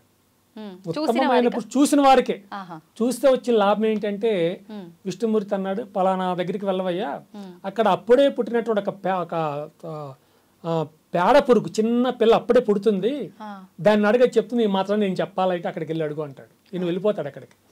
అప్పుడే ఆ గుడ్డులో నుంచో ఆ దీంట్లో నుంచో ఆ పేడ పురుగు బయటకు వస్తుంది. ఈయన అడుగుతాడు, అమ్మా నన్ను శ్రీమన్నారాయణ పంపించాడు, అప్పుడే ఒక మహాత్ముడిని చూసినంత మాత్రాన కలిగే లాభం ఏమిటో నువ్వు చెప్తావు, ఆయన చెప్పాడు చెప్పమ్మా అంటే, నోరు తెరిచేదో చెప్తూ ఉండగానే చనిపోతుంది, పేడ పురుగు చనిపోతుంది. ఈయన వెంటనే శ్రీమన్నారాయణ దగ్గరికి వెళ్ళి, స్వామి మీరు చెప్పారు కదా, నేను అడిగాను ఆ చిన్న పేడ పురుగు పాపం వెంటనే చచ్చిపోయింది స్వామి అంటే, ఓ అలాగా ఒక పని చేయి, ఇంకొక దగ్గరికి వెళ్ళు, అక్కడ ఒక గుర్రం ప్రసవిస్తూ ఉంటుంది, ఆ ప్రసవించే బిడ్డను అడిగి అది చెప్తుంది, ఈ మాత్రం నేను చెప్పనక్కర్లేదయ్యా అన్నాడు ఆయన. సో ఇంకా పరిగెట్టుకుంటూ ఆ గుర్రం దగ్గరికి వెళ్తాడు. గుర్రం అప్పుడే ప్రసవిస్తూ ఉంది, ఒక మగ గుర్రాన్ని ప్రసవిస్తూ ఉంది. ఇవి వెళ్ళి ఓ గుర్రపిల్ల మరి స్వామివారు ఇట్లా అన్నారు, మహానుభావుడిని చూసిన వెంటనే ఒక పరమ పవిత్రుడిని చూసిన వెంటనే కలిగే లాభం ఏంటో చెప్పు అంటాడు. ఆయనకి ఇదే చెప్పబోతూ చచ్చిపోతుంది అది కూడా. అమ్మ బాబోయ్ ఇదేంటి, అక్కడ పురుగు చచ్చిపోయింది, ఇక్కడ గుర్రం చచ్చిపోయిందని వెంటనే మళ్ళీ పరిగెట్టుకు వెళ్ళిపోతాడు. స్వామి ఇట్లా అయింది స్వామి, ఇది కూడా చచ్చిపోయిందంటే, అలాగా పలానా దగ్గర ఈసారి గో ప్రసవిస్తుంది, గో ఉత్తమమైన జన్మ కదా, ఆ బయటకు ఆ తల్లి గర్భం నుంచి మాతృగర్భం నుంచి బయటకు వచ్చేటువంటి దూడను అడుగు, దూడ చెప్తుంది నీకు, ఆ వత్సవాన్ని అడుగు అంటాడు. ఈయన పరిగెట్టి వెళ్తాడు, ఆ వత్సవం అప్పుడే బయటకు వస్తుంది మాతృగర్భంలో నుంచి. ఓ గోవత్సవమ్మా స్వామి ఇట్లాగన్నారు, మహానుభావులను చూసిన వెంటనే కలిగే ప్రయోజనం అంటే కొంచెం చెప్పు తల్లి అంటాడు. అనగానే చెప్పబోతూ చనిపోతుంది. ఈయనకి భయం పట్టుకుంటుంది, అమ్మో గోహత్య, గోవు చచ్చిపోవడం నేను మాట్లాడుతూ ఉండగా అసలు ఈ పాపాన్ని నేను పోగొట్టుకోగలను భయపడుతూ స్వామి దగ్గరికి పరిగెట్టుకు వెళ్తాడు. స్వామి శ్రీమన్నారాయణ దగ్గర, స్వామి ఇట్లాగా అయింది స్వామి, గోవు చచ్చిపోయింది, పురుగు చచ్చిపోయిన తర్వాత గుర్రం, ఇప్పుడు చూస్తే గోవే చచ్చిపోయింది స్వామి, ఏమిటి ఇదంతా అంటే, నువ్వేం భయపడనక్కర్లేదు, ఈ ఊరి ఏదైతే నువ్వు భూలోకంలో ఇవన్నీ చూస్తూ ఉన్నావో అక్కడ ఒక బ్రహ్మాండమైనటువంటి దేశం, ఆ భూమిలో సగం భూమిని పరిపాలించే ఒక మహారాజు గారి భార్య రాణి గారు ప్రసవిస్తున్నారు, ఒక మగబిడ్డను ప్రసవించబోతోంది, వెళ్ళి వాడిని అడుగు, వాడు చెప్తాడని చెప్తాడు. మళ్ళీ ఈయన వెళ్తాడు. సరిగ్గా అప్పుడే ఆ మాయ వల్ల, ఆ విష్ణు మాయ వల్ల అందరు నిద్రపోతారు. చాలా మంది ఉంటారు కదమ్మా పరిచారికలు. అప్పుడే ఆ తల్లి ప్రసవిస్తుంది, ఈయన వెళ్తాడు, బిడ్డ పక్కలో ఉంటుంది, ఈయన ఎదురుగా వెళ్తాడు. వెళ్ళి, నాయనా మరి శ్రీమన్నారాయణుడిని అడగమన్నాడు, మహాత్ములను మహానుభావులను చూసినంత మాత్రాన మీకు వచ్చేటటువంటి లాభం ఏమిటి అడగమన్నాడు అంటే పెద్దగా ఒక నవ్వుతాడు బిడ్డ.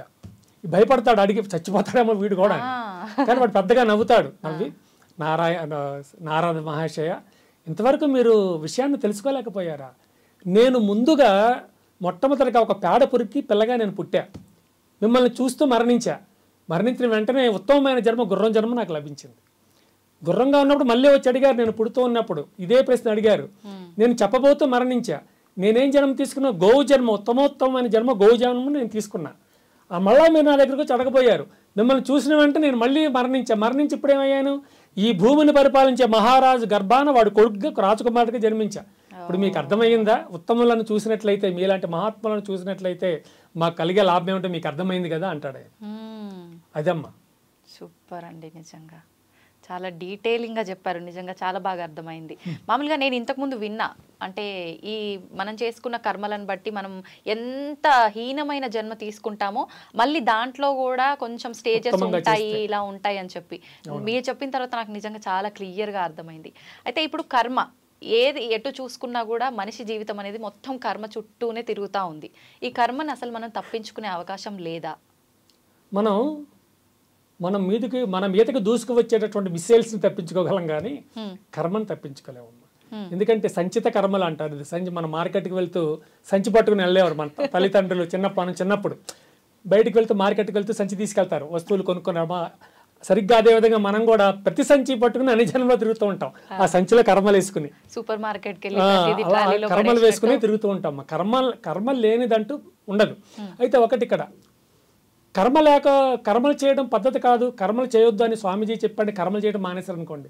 ఇప్పుడు కర్మ అంటే what is that meaning? Work, అంతే, నథింగ్ బట్ వర్క్. కర్మ అంటే పని అని అర్థం. ఈ స్వామీజీ కర్మ చేయొద్దు అన్నాడు కనుక నేను పంట పండించడం మానేస్తానని చెప్పి రైతులు ఇంట్లో కూర్చున్నాను అనుకోండి, మనకి భోజనం ఎక్కడి నుంచి వస్తుంది? రైతుకే ఉండదు, మనకే ఉండదు. నేను కర్మ చేయడం మానేస్తాను అని మన scooter mechanic, car mechanic stools పక్కన పడేసి కూర్చున్నాడు అనుకోండి, మనకి బాగా చేసి పెట్టేవాళ్ళు ఎవరైనా ఉంటారా? ఉండరు. కనుక కొన్ని కర్మలు తప్పనిసరిగా ఈ వ్యావహారిక కర్మలు చేయవలసి. దుర్మార్గమైన కర్మలు అంటే ఎదుటి వాళ్ళని ఇబ్బంది పెట్టే కర్మలు, ఎదుటివారిని హింసించే కర్మలు, అటువంటి మనం చేయకూడదు. అవి మనకు చాలా ముందు చాలా ఎఫెక్ట్ వస్తాయి. అంతే. ఇప్పుడు చూశారు కదా, మన భారతదేశం మీదకి ప్రియతమైన టెర్రరిస్టులను పంపించి నానా రకాలుగా అన్యాయంగా అమాయకులను ప్రజలను చంపించేసింది పాకిస్తాన్. ఇప్పుడు చూడండి, పాకిస్తాన్ టెర్రరిస్టుల బారిన అదే పడింది. టెర్రరిస్టులు ఇప్పుడు అమెరికా, పాకిస్తాన్ మీద పడుతున్నారు. కర్మ అంటే అదే కర్మ సిద్ధాంతం. కృష్ణ భగవానుడు మనకు వ్యాఖ్యానం చెప్పింది అదే కర్మ. మీరు ఈ రోజు ఒకరికి ఏదైనా ఇస్తే తిరిగి ఒకప్పటికి అది మీకే అందివ్వబడుతుంది అంటాడు. కర్మ కూడా అంతే, అంతే అమ్మ. మనం మంచి చేస్తే మంచి వస్తుంది. అవశ్యం అనుభోక్తవ్యం కృతకర్మ శుభాశుభం. అవశ్యం మీరు కర్మను అనుభవించడం అవశ్యమే. ఒకవేళ మీరు మంచి కర్మ చేస్తే మీకు మంచి జరుగుతుంది, దుష్టకర్మ చేస్తే దుష్టత్వం జరుగుతుంది. అవశ్యం అనుభోక్తవ్యం కృత కర్మ శుభాశుభం. ఇప్పుడు పుణ్యం కొద్ది పురుషుడు, దానం కొద్ది బిడ్డలు అని చెప్పి ఒక సామెత పెద్దవాళ్ళు చెప్తూ ఉంటారు. అది కూడా మామూలుగా ప్రతిదీ ఒక ఉదాహరణగా చెప్పినట్టు చెప్పారా? ఇది వాస్తవం అంటారా? ఒక ఉదాహరణ లాగానే చెప్పారు. ఇప్పుడు ఒక స్త్రీమూర్తి చక్కగా సంస్కారయుతంగా పెరిగి ఎంతో పుణ్యం చేసి పురుషార్థం చేసి ఒక వ్యక్తిని పెళ్లి చేసుకుంటే వాడు పెద్ద తాగబోతే అయితే, ఇప్పుడు మాటకు పాప మా మహాతల్ని హింసించేవాడైతే మరి తప్పు కదా. అది మనం అన్నది తప్పే కదా. అది మనం మంచి పనులు చేయడానికి, పిల్లల్ని చక్కగా దాన ధర్మాలు చేసేలాగా, త్యాగం చేసేలాగా, ఈ భారతదేశంలో ఉన్నటువంటి ఈ హైందవ ధర్మానికి మూలం ఏంటంటే త్యాగమేనమ్మా మూలం. అందుకనే ఎవరెవరు ఈ భారతదేశం వచ్చినా అందరికీ మనం చోటిచ్చాం, ప్రతి వారికి అవకాశం ఇచ్చాం. ఉండండి ఉండండి ఉండండి అని మనం ఇచ్చిన అవకాశాలు వాళ్ళు ఏం చేస్తున్నారు? కొందరు దుర్వినియోగపరుచుకుంటున్నారు, కొందరు సద్వినియోగపరుచుకుని ఉన్నా కొందరు మాత్రం దుర్వినియోగపరుచుకుంటున్నారు. మరి ఈ సమాజంలో ఇన్ని గొడవలు అవుతున్నాయి, ఇంత అస్తవ్యస్తంగా ఉంది, ఇన్ని సమస్యలు ఉన్నాయి అంటే కారణం అదే కదా. ఇప్పుడు మీరు ఇందాక కర్మ గురించి మాట్లాడుకున్నప్పుడు అన్నారు మనం ఏదో ఒకటి చేస్తూనే వెళ్ళిపోతాం కదమ్మా, దానివల్ల మనం అది మూట కట్టుకుంటున్నాం పాపము అని చెప్పి. నిజంగా నేను కావాలని ఎవరిని ఇబ్బంది పెట్టకపోయినా తెలియక కూడా ఏదో రకంగా ఎదుటి వారిని ఇబ్బంది పెడుతుండొచ్చు, అది కూడా వర్తిస్తుందంటారా? అంటే మనకేం చెప్తారంటే పసిపిల్లవాడు పాకుతూ ఉన్నాడు, నిప్పు కాలుతుందన్న వాడికి తెలియదు, అయినా నిప్పును పట్టుకుంటాడు, కాలుతుందా కాలదా అంటారు. కర్మ కూడా అంతే, తెలియక చేసినా పడుతుంది అంటారు. తెలియక చేసినా సరే మన వల్ల కొంతమంది ఇబ్బంది పడినప్పుడు అప్పుడు అది మనకి దుష్టకర్మ కింద మనకు ప్రాప్తిస్తుంది. మనకు తెలియకపోవచ్చు, కానీ మిగిలిన వాళ్ళకి తెలిసింది కదా, వాళ్ళు చేసిన ఈ పని వల్ల నేను ఇట్లాగా ఇబ్బంది పడ్డాను అని తెలుస్తుంది కదా, ఆ విధంగా మన కర్మ చుట్టుకునే అవకాశం ఉంది. కనుకనే మనం ఏమిటంటే చాలా వరకు ఈ ఎదుటివారిని ఇబ్బంది పెట్టేటటువంటి కార్యాలు ఏమీ చేయకుండా చక్కగా మన కార్యాలయం మనం చేస్తూ మన జీవితంలో మనం ముందుకు సాగిపోవడమే ఉత్తమం. ఓకే, ఇప్పుడు భగవంతుడి విషయానికి వస్తే మనం స్టార్టింగ్లోనే మాట్లాడుకున్నట్టు కోరికల కోసం కష్టాలు తీరడం కోసమే భగవంతుని ఆరాధించడం కాదు, కానీ ప్రతి ఒక్కరము కూడా చేసేది ఏంటి తెలిసి కూడా ఖచ్చితంగా నాకు ఈ ఇబ్బంది ఉంది, ఈ ఇబ్బంది తొలగిపోవాలి స్వామి, తొలగిపోతే నీకు పలానా కొబ్బరికాయ కొడతాను, లేకపోతే ఇంకేదో చేస్తాను అంటే ఆయన దగ్గర నుంచి ఏదో ఒక లాభ ఆపేక్ష కోరుకొని మాత్రమే పూజ చేస్తున్నాం. అందులో నిజమైన భక్తి ఉండనివ్వండి, ఖచ్చితంగా లాభాపేక్ష ఉంది. దాని గురించి ఏం చెప్తారు? లాభాపేక్షతో మనం ఏమి చేయకూడదమ్మా. భగవంతుడికి సంబంధించింది, భగవంతుడికి సంబంధించిన ఏ కార్యం చేయాలన్నా నిష్కామక్రియతోనే చెయ్యాలి. అంటే లోపల ఏ కోరిక లేకుండానే మనం చెయ్యాలి. తిరుపతి వెళ్ళినా, శ్రీశైలం వెళ్ళినా, ఎక్కడికి వెళ్ళినా సరే మన మనస్సులో ఏ విధమైన కోరిక ఉండకూడదు, కానీ మనలో దానగుణం అనేది ఉండాలి. అంటే ఎదుటి వాళ్ళకి మనం ఏమైనా ఇవ్వగలగాలి, అంటే పేదలకు ఏమైనా మనం ఇవ్వగలగాలి. మన మనసులో అన్ని కోరికలు పెట్టేసుకుని నా కోరికలు అవి తీరాలి, కొన్ని తీరవచ్చు, ప్రతిదీ తీరాలనేమి ఉండదు అక్కడ, కొన్ని తీరితే తీరవచ్చు అంతే. అంటే ఖచ్చితంగా కొన్ని తీరుతున్నాయంటే భగవంతుడు కోరికలు తీరుస్తున్నాడు అని అంటే నేను కోరుకోవడం కరెక్టే, కోరుకోవచ్చు, ఇబ్బంది ఏం లేదు, తప్పేం కాదమ్మా. కోరుకోవటం దుష్టకర్మ కింద ఏం రాదు, చక్కగా కోరుకోవచ్చు. అంటే మనం కోరుకునేది న్యాయ మార్గంలో ధర్మంగా కోరుకోవాలి. నా బిడ్డలు చక్కగా చదువుకోవాలి, నా బిడ్డలు సంస్కారయుతంగా ఎదగాలి, మంచి బుద్ధులతో ఉండాలి కోరుకోవాలి. కానీ నా బిడ్డలు అట్లా ఎదిగినా పర్వాలేదు, రేపు మా అమెరికా వెళ్ళి నెలకు ఒక 20-30 లక్షల జీతం తెచ్చి ఇవ్వాలని కోరుకోకూడదు కదా. నా బిడ్డలు ఉత్తమమైన సంస్కారంతో చక్కగా ఎదగాలని కోరుకోవడం మంచి విషయమే, భగవంతుడు కూడా ఆనందించే విషయమే అది. నిజంగా భగవంతుడి విషయంలో భక్తి అనేది నిష్కల్మషంగా ఉండాలి, కోరిక ఏది లేకుండా. ఎలా అది? అంటే ధ్యానం అని చెప్పాను కదమ్మా, ధ్యానమే. ఇప్పుడు చూడండి, ఇప్పుడు ఈ మనం యజ్ఞయాగాదులు చేస్తాము, యజ్ఞయాగాదుల వల్ల అన్ని తీరతాయంటే తీరం. కారణం ఏమిటంటే యజ్ఞయాగాదులు చేయడం ఏమిటంటే కొన్ని కోరికలు పెట్టుకునే చేస్తారు. నేను అత్యంత నాకు పలానా జబ్బు ఉంది, ఆ జబ్బు పోవాలి, నా ఇంట్లో ఈ సమస్యలు ఉన్నాయి, సమస్యలు పోవాలి, నా భార్యకి ఈ సమస్య ఆరోగ్య సమస్యలు అన్నీ పోవాలి, ఇవన్నీ లేకపోతే నేను బాగా ధనం సంపాదించాలి, వీటన్నిటిని దృష్టిలో పెట్టుకుని యజ్ఞాలు యాగాదులు చాలా మంది చేస్తారు. ఆయనంత మాత్రాన రావాలి వాళ్ళకేం కోరికలు తీరుతాయని మనం చెప్పలేము, తీరవు కూడా, ప్రతిదీ కోరిక తీరుతుందని కూడా చెప్పలేము, తీరదు. అట్లాగేనమ్మా ఇవన్నీ కూడా అట్లాగే ఉంటాయి. ఏదో మనసులో ఏవో కోరికలు పెట్టుకుని చేసి తీరా ఆ కోరిక నెరవేరకపోతే మళ్ళీ నిరుత్సాహం పడిపోవడం, జీవితం మందకోడిగా కొనసాగడం అన్ని జరుగుతూ ఉంటాయి. కనుక కోరికలు ఎక్కువగా ఈ గుండె మొయ్యకూడదు. ఓకే, ఇప్పుడు మనం ఉన్నది కలియుగంలో, అంటే ముందు త్రేతాయుగంలో కానీ ద్వాపర యుగంలో కానీ ధర్మం ఎక్కువగా ఉండి అధర్మం తక్కువగా ఉంది, కానీ కలియుగంలో 3 పాదాల్లో అధర్మం ఉండి ధర్మం ఒకటే పాదం మీద నడుస్తుందని చెప్పి అంటారు. అయితే మనం చేస్తున్న ఈ పాపాలు, ఈ అన్ని ఈ అధర్మమైన పనుల వల్లనే ధర్మం అనేది అధర్మం అనేది 3 పాదాలపైన నడుస్తుందా, లేదంటే ఈ సృష్టి యొక్క విధానమే అలాగుందా ఏంటి? కలియుగంలో ఆ విధానం ఉందమ్మా. కలియుగంలో ధర్మం తక్కువగా ఉంటుంది అనే విధానం ఉంది. అలా ఇంకో రకంగా చూస్తే కలియుగంలో కూడా ధర్మపరంగా కొంత మహానుభావులు నడిచే విధానం కూడా మనం చూస్తూనే ఉన్నాం. అయితే కలియుగంలో గోవు ఒక్క పాదంతోనే, అంటే గోవుని ధర్మదేవతగా పోల్చారు, ఆ గోవు ఒక్క పాదంతోనే నడుస్తుంది అని చెప్పారు. అంటే ధర్మం 4 పాదాలు కాదు, ఒక్క పాదంతోనే నడుస్తుంది అని చెప్పారు. అది నిజమే. ఇప్పుడు అసలు కలియుగం ఎన్ని సంవత్సరాలు? కలియుగం అంటే కొన్ని లక్షల సంవత్సరాలు. ఇప్పటికి చూసుకుంటే ఏదో చాలా మంది మళ్ళీ ఈ మధ్య ప్రపంచం నాశనం అయిపోతుంది, అసలు యుగాంతం వాళ్ళు ఎట్లా చెప్తారో కూడా అర్థం కాదమ్మా నాకు. ఎందుకంటే ఒక మరణించిన మనిషిని మనం తీసుకుందాం, మరణించిన మనిషికి మనం సంవత్సరానికి ఒకసారి పిండ ప్రదానం మళ్ళీ ఏదో చేస్తాం, కార్యక్రమం చేస్తాం. ఎందుకు చేస్తాము అంటే అది రోజు కింద లెక్క వారికి. అంటే ఒక సంవత్సరం రోజు 12 నెలలు కలిపి వారికి ఒక రోజు కిందే లెక్క. మన ఒక సంవత్సరం వాళ్ళకి ఒక రోజు కింద లెక్క. అందుకని ప్రతిరోజు అన్నం పెట్టాలి కనుక సంవత్సరానికి ఒకసారి పెడతాం వారికి. అర్థమవుతుందా? అర్థమైందండి. అది సంవత్సరానికి ఒక రోజు పెడతాము. అదే మీరు దేవేంద్రుడి విషయానికి వస్తే ఆయనకి కొన్ని వందల సంవత్సరాలు అయితే తప్ప ఒక రోజు కింద లెక్క కాదు. అదే శ్రీమన్నారాయణ విషయానికి వస్తే ఆయనకి కొన్ని వేల సంవత్సరాలు అయితే తప్ప ఒక రోజు కింద లెక్క కాదు. అదే పరమశివుడు దగ్గరికి వెళ్తే ఆయనకి కొన్ని లక్షల సంవత్సరాలు అయితే తప్ప ఒక రోజు కింద లెక్క కాదు. అలాగే పరబ్రహ్మ దగ్గరికి వెళ్తే కొన్ని కోటాను కోట్ల సంవత్సరాలు అయితే తప్ప ఒక రోజు లెక్క కాదు. మరి నువ్వు ఏ మకం పెట్టుకుని ఈ దేన్ని ప్రమాణంగా చేసుకుని లేకపోతే రేపు ఈ 2025 చివరిలోనే ప్రపంచ నాశనం అయిపోతుంది, ఇంకొకటి వచ్చి అంట లేదు 2032లో ప్రపంచ నాశనం అవుతుంది, నువ్వు దేన్ని ప్రమాణంగా తీసుకున్నావు? నువ్వు చెప్ప లెక్క బయట పెట్టాలి కదా. మరి పక్క ప్రమాణాలు ఇంత తేడా ఉంది ఇక్కడ. ఇంత తేడా ఉన్నప్పుడు నువ్వు దేన్ని ప్రమాణంగా తీసుకున్నావు? అసలు ఈ భూమిని వదిలి అంతరిక్షంలోకి వెళ్తే అక్కడ రోజులే ఉండవు. అంతరిక్షంలోకి వెళ్ళిన తర్వాత రోజులే ఉండవు, సమయమే. ఇన్ని గంటలు, 10 గంటలు, 20 గంటలు, 30 గంటలు, 200 గంటలు, 300 గంటలు అన్న సమయమే తప్ప ఇన్ని రోజులు అక్కడ ఉండదు. ఎందుకంటే అక్కడ సూర్యాస్తమయాలు ఉండవు, సూర్యోదయాలు ఉండవు. ఇంకా మరి ఎట్లాగా రోజు లెక్క పెట్టేస్తావు నువ్వు? రోజు లెక్క పెట్టడం కుదరదమ్మా. ఇదంతా నథింగ్ బట్ ఫేక్. వీళ్ళ మాటలు నమ్మాల్సిన అవసరం లేదు. చాలా మంది పాప నమ్ముతూ ఉంటారు. ఇప్పుడు మార్చిలో షష్టగ్రహ కూటమి రాబోతుంది అని చెప్పి, దానివల్ల చాలా విపత్తులు రాబోతున్నాయి అని చెప్పి కూడా చెప్తున్నారు. నిజంగా అలాంటివి కూడా ఉన్నాయా? ఒక విషయం అమ్మ, నాలాంటి వాళ్ళు ఇది తప్పు, యుగాంతం కాదు, ఇది తప్పు అని మేము చెప్తున్నప్పుడు వీళ్ళు కొంచెం కొత్త తెలివితేటలు నేర్చుకున్నారు. మమ్మల్ని తప్పించుకోవడానికి ఏం తెలివితేటలు నేర్చుకున్నారంటే, యుగాంతం అంటే మొత్తం నాశనం అవుతుందని మేము చెప్పలేదండి, అక్కడక్కడ కొన్ని ఎక్కువ యుద్ధాలు లాంటివి ఇలాంటివి జరుగుతాయని మాత్రమే చెప్తున్నామని అంటారు. ఏ యుద్ధాలు గతంలో జరగలేదా? గతంలో 18 అక్షోహిణుల సైన్యాన్ని ఉపయోగించినట్టు మహాభారత యుద్ధం జరిగింది, కొన్ని లక్షల మంది మరణించారు. మరి ప్రపంచం ఇప్పటి వరకు అంత యుద్ధం ఇంతవరకు జరగలేదే. మరి రెండో ప్రపంచ యుద్ధం జరగలేదా? మరి అప్పుడు యుగాంతం కాలేదే. మరి ఎప్పుడు జరగని యుగాంతం ఇప్పుడు ఎట్లా జరుగుతుంది? అంటే సంబంధం ఉండదమ్మా. చెప్పేదానికి వాళ్ళ యొక్క విధానానికి సంబంధాలు ఏమి ఉండవు.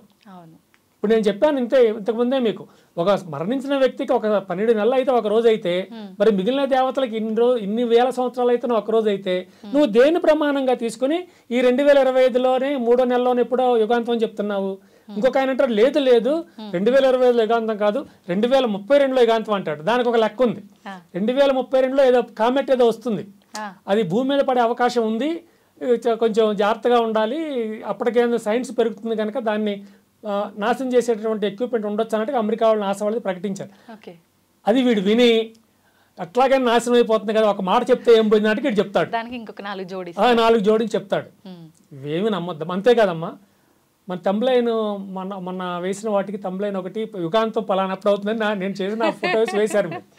అయితే ఒక పెద్ద పీఠాధిపతులు, వారు ఉత్తర పీఠాధిపతులు నన్ను పిలిచి ఏమిటి అలా చెప్తున్నారు, యుగాంతం మనం చెప్పొచ్చా, మనం చెప్పకూడదు అలాంటి స్వామి నేను చెప్పలేదు కాదు, ఇది నలుగురు ఎక్కువగా చూస్తారని ఉద్దేశం. వాళ్ళు పెట్టుకున్న తమ్మలేనండి, వాళ్ళు పెట్టుకున్నారు తప్ప, వాడు పెట్టుకున్న టైటిలే తప్ప నేనేమి చెప్పలేదంటే మీరు అది విన్నట్లయితే అదంతా అబద్ధం, అది ఫేక్, అది నమ్మొద్దనే చెప్పాను, తెలుస్తుంది స్వామి అని వారి బతిలాడుకోవడానికి అరగంట టైం పట్టింది నాకు. అంతే. అంటే నిజంగా యుగాంతం లేదు అని అంటే చూసే వాళ్ళు తక్కువ ఉంటారు. ఇప్పుడు అందరూ ఉంది అని చెప్పారు కాబట్టి ఇక్కడ కూడా ఉంది అని చెప్పారంటే ఏముందో అని వింటారు.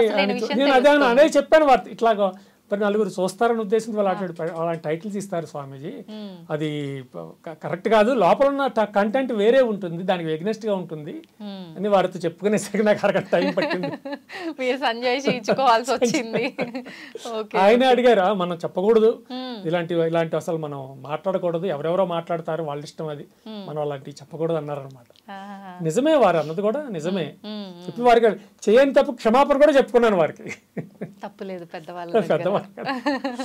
అయితే త్వరలోనే మహాశివరాత్రి రాబోతోంది. నిజంగా శివుడు అభిషేక ప్రియుడు, బోలా శంకరుడు, నిజంగా ఆయనంత కల్మషం లేని మనస్తత్వం, చిన్నపిల్లల మనస్తత్వం లాంటిది ఆ శివయ్య మనస్తత్వము అని అంటుంటారు కదా. ఆ రోజున మనం ఏ రకంగా ఆయనని ప్రసన్నం చేసుకోవచ్చు అంటారు? అంటే అర్ధరాత్రి లింగోద్భవం అవుతుంది అని చాలా క్రియలు చాలా ఉంటాయి. పరమశివుడు సాక్షాత్, ఎందుకంటే మీరు ఏ దేవత పేరు చెప్పినా సరే అందరూ వైకుంఠంలోనో స్వర్గంలోనో సత్యలోకంలోనూ ఉంటారు. కేవలం పరమాత్మ అయినటువంటి పరమశివుడు మాత్రమే ఈ భూమి మీద ఉంటాడు. అంటే కైలాసం భూమి మీదే కదా ఉంది, ఆ మహానుభావుడు భూమి మీదే ఉంటాడు. ఎందుకంటే ఈ భూమి మీద ఉన్నటువంటి దేవతను చూపించని ఎవరినంటే శివుడు చూపించేయడం. దేవుడు అక్కడ ఉన్నాడు చూసుకోవయ్యా, నువ్వు చూసుకోగలిగితే, నీ మనోనేత్రానికి ఆయన అందగలిగితే, నీవు చేసేటువంటి అనుష్ఠానాల వల్ల, నీవు చేసేటువంటి క్రతువుల వల్ల ఆయన నీ ఆత్మకు దొరకగలిగినట్లయితే చూసుకొని చెప్పాడు. ఇప్పుడు మీరు ఇవన్నీ క్రియలు చెప్పారు, అవి చేయొచ్చు. చేయకపోయినా చక్కగా ధ్యానం చేసుకుంటూ కూర్చున్నా అంత పుణ్యం లభిస్తుంది. కేవలం అవన్నీ చెయ్యాలని రూల్ కూడా ఏమి లేదమ్మా. అవన్నీ కొన్ని చేస్తూ ఉంటారు. భగవంతుడికి సేవలు ఉంటాయి కదా, ఆ సేవలు సంప్రదాయబద్ధంగా జరుగుతూ ఉంటాయి, చేస్తూ ఉంటారు. ఆ విధంగా కొంతమంది బాబాలు అయితే నోట్లోంచి శివలింగాలు అదే రోజున సృష్టిస్తూ ఉంటారు. ఇప్పుడు అలా ఎవరు సృష్టించలేదు అనుకుంటే, ఇంతకుముందు సృష్టించేవారు కానీ ఇప్పుడు అలా ఎవరు ఉన్నట్లు లేరు. ఇంతకుముందు సృష్టించేవారు. ఇప్పుడు చక్కగా ఆ స్వామివారిని సేవించుకుంటూ వారి భజన చేసుకుంటూ, నా చిన్నప్పుడైతే ఒకే టికెట్ మీద 2 సినిమాలని ప్రతి థియేటర్లో ఆడించేవారు. నా చిన్నప్పుడు దేవుడి సినిమాలే ఆధ్యాత్మిక చలనచిత్రాలు వేస్తూ ఉంటారు. ఒక టికెట్ మీద రెండు సినిమాలు అని. అది 1 గంటకు ప్రారంభమై తెల్లవారుదాకా అవి వస్తూ ఉండేవి. అంటే ఉపవాసం చేయించాలి, జాగరణ చేయించాలి ఉద్దేశం. ఉపవాసం అంటారు. ఉపవాసం అంటే ఏంటి? ఉపహ అంటే దగ్గర, వాసం అంటే ఎవరి దగ్గర? భగవంతుడికి దగ్గరగా ఉండి నివసించడమే తప్ప తిండి మానేసి కూర్చోవే అని అర్థం కాదు. భగవంతుడికి దగ్గరగా నివసించు అని అర్థం ఉపవాసము. ఉపవాసము చేయి అంటే ఆ సర్వేశ్వరుడికి దగ్గరగా వసించడం అంతే.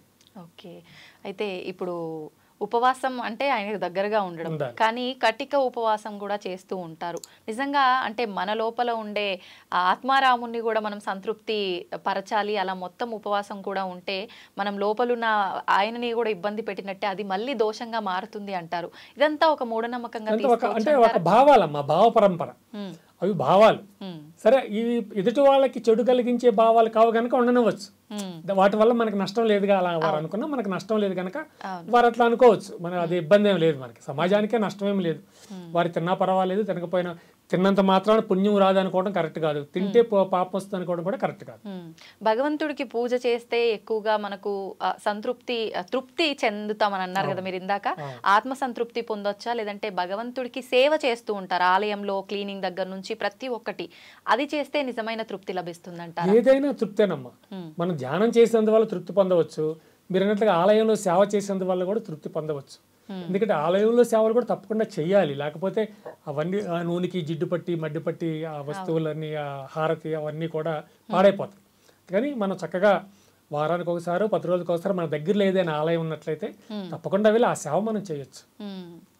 భగవంతుని ఎక్కువగా అంటే ముఖ్యంగా ఇంకా శివుణ్ణి ఎక్కువగా ఆరాధించే వాళ్ళకి ఎక్కువగా ఇబ్బందులు ఉంటాయని చెప్పి ఆయన పరీక్షిస్తుంటాడు, ఎక్కువ ఇబ్బందులు పెడుతుంటాడు, తర్వాతే మళ్ళీ మనం ఒక స్థితికి తీసుకొస్తాడని అంటుంటారు. దీన్ని మనం ఒక అపోహగా తీసుకోవచ్చా?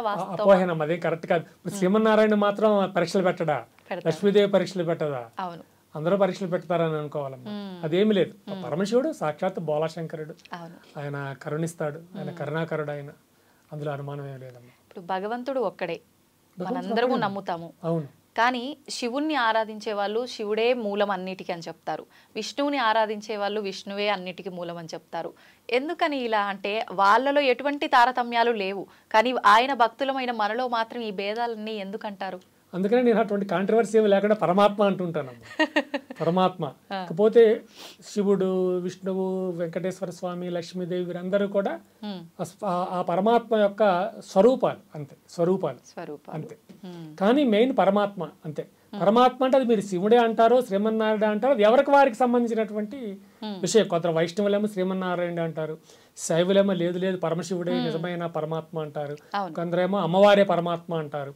ఎవరి ఇది కాకపోతే ఎదుటి వారికి చెడు కలిగించేది కాదు గనక ఇవి చక్కగా మనం అనుసరించవచ్చు, ఇబ్బంది ఏమీ లేదు. అయితే మనం ఇందాక స్టార్టింగ్లోనే మాట్లాడుకున్నట్టు ఆడవాళ్ళ విషయానికి వస్తే అంటే వాల్యూ తక్కువగా ఉంది అని అనుకున్నట్టు అది దేవతల విషయంలో కూడా వర్తిస్తుంది. జ్యోతిర్లింగాలకు ఉన్నంత ప్రాధాన్యత అదంతా కూడా శక్తిపీఠాలకు లేదు అని చెప్పి, ఇది వాస్తవమే అంటారా? జ్యోతిర్లింగాలకు ఎంతైతే ప్రాశస్త్యం ఉన్నదో ఈ శక్తిపీఠాలకు అంత ప్రాశస్త్యం ఉందమ్మా. అంటే డెవలప్మెంట్ విషయంలో కానీ ఇంకా మిగతా విషయాల్లో కానీ శక్తిపీఠాలు అని అంటే అంత లేదు అని చెప్పి నేను ఇంతకు ముందు వేరే వాళ్ళతో మాట్లాడినప్పుడు కూడా జరిగింది. అంటే అంత గొప్ప అంటే ఇప్పుడు జ్యోతిర్లింగాలు అంత స్థాయిలో లేదేమో కానీ శక్తిపీఠాలకు ఉన్నటువంటి ప్రాశస్త్యం శక్తిపీఠాలకు కూడా ఉందమ్మా, అందులో అనుమానం ఏమి లేదు. ఎక్కువగా అంటే భగవంతుడి ఆరాధనలో ఉన్న వాళ్ళకి నిజంగా భగవంతుడు వాళ్ళతో మాట్లాడుతున్నాడని చెప్పి, ఏదైనా పలానా కార్యం నీ చేతి మీద చెయ్యాలని చెప్పి చెప్తున్నారని చెప్పి రకరకాలుగా ఈ మధ్య ఇలాంటి వాళ్ళు ఎక్కువైపోయారు బాగా.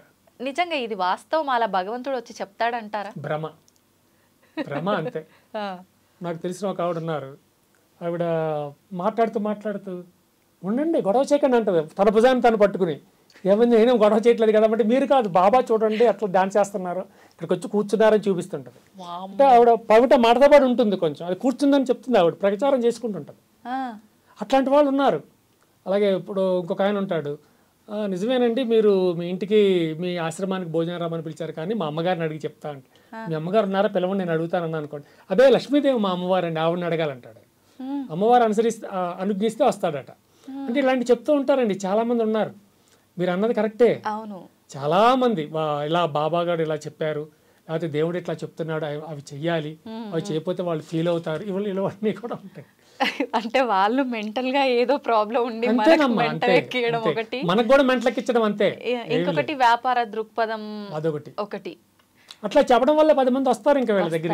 అవును, చాలా దురదృష్టం అటువంటి వాళ్ళని నమ్ముతూ ఉంటారు వీళ్ళు కూడా. ఖచ్చితంగా అంటే ధర్మాన్ని ఏదైతే వాస్తవం ఉందో అది ఎవరు నమ్మరు, పక్కన పెట్టేస్తారు.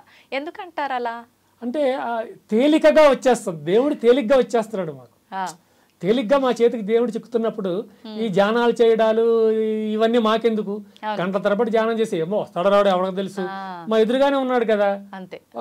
ఏమి ఒక తేలిక భావం అనమాట. అంటే భగవంతుడు అంటే తేలిక భావం రావాలంటే ఇవన్నీ పెట్టాలి, ఇవన్నీ ఉండాలి. అమ్మవారు మాతో మాట్లాడతారు, స్వామివారు మాతో ఒక ఆవిడన్నారు, ఆవిడేమో ప్రతి సోమవారం ఆవిడ ఒళ్ళు బరువు ఎక్కుద్దట. ఎందుకు సోమవారం బరువు ఎక్కుద్దమ్మా అంటే సోమవారం శనివారం బరువు ఎక్కుద్ది. ఎందుకు శనివారం ఒళ్ళంతా బరువు ఎక్కుద్దమ్మా అంటే నాకు ప్రతి శనివారం ఉదయాన్నే వెంకటేశ్వర స్వామి వచ్చి పట్టేస్తారండి నా ఒంటికి, అందుకని నా ఒళ్ళు బరువు ఎక్కిపోద్ది. పట్టడం ఏంటి తల్లి, ఆయన దయ్యమా పిశాచమా భూతమా పట్టడానికి? అలాగేం జరగదమ్మా మీకు తెలియదండి స్వామి, మీరన్నీ ఇలాగే మాట్లాడతారు, మాకు పడతారండి. పడతారేమిటి? దెయ్యం పట్టినట్టు, దెయ్యమా పిశాచమా పట్టడానికి? వెంకటేశ్వర స్వామి సాక్షాత్ సర్వేశ్వరుడు.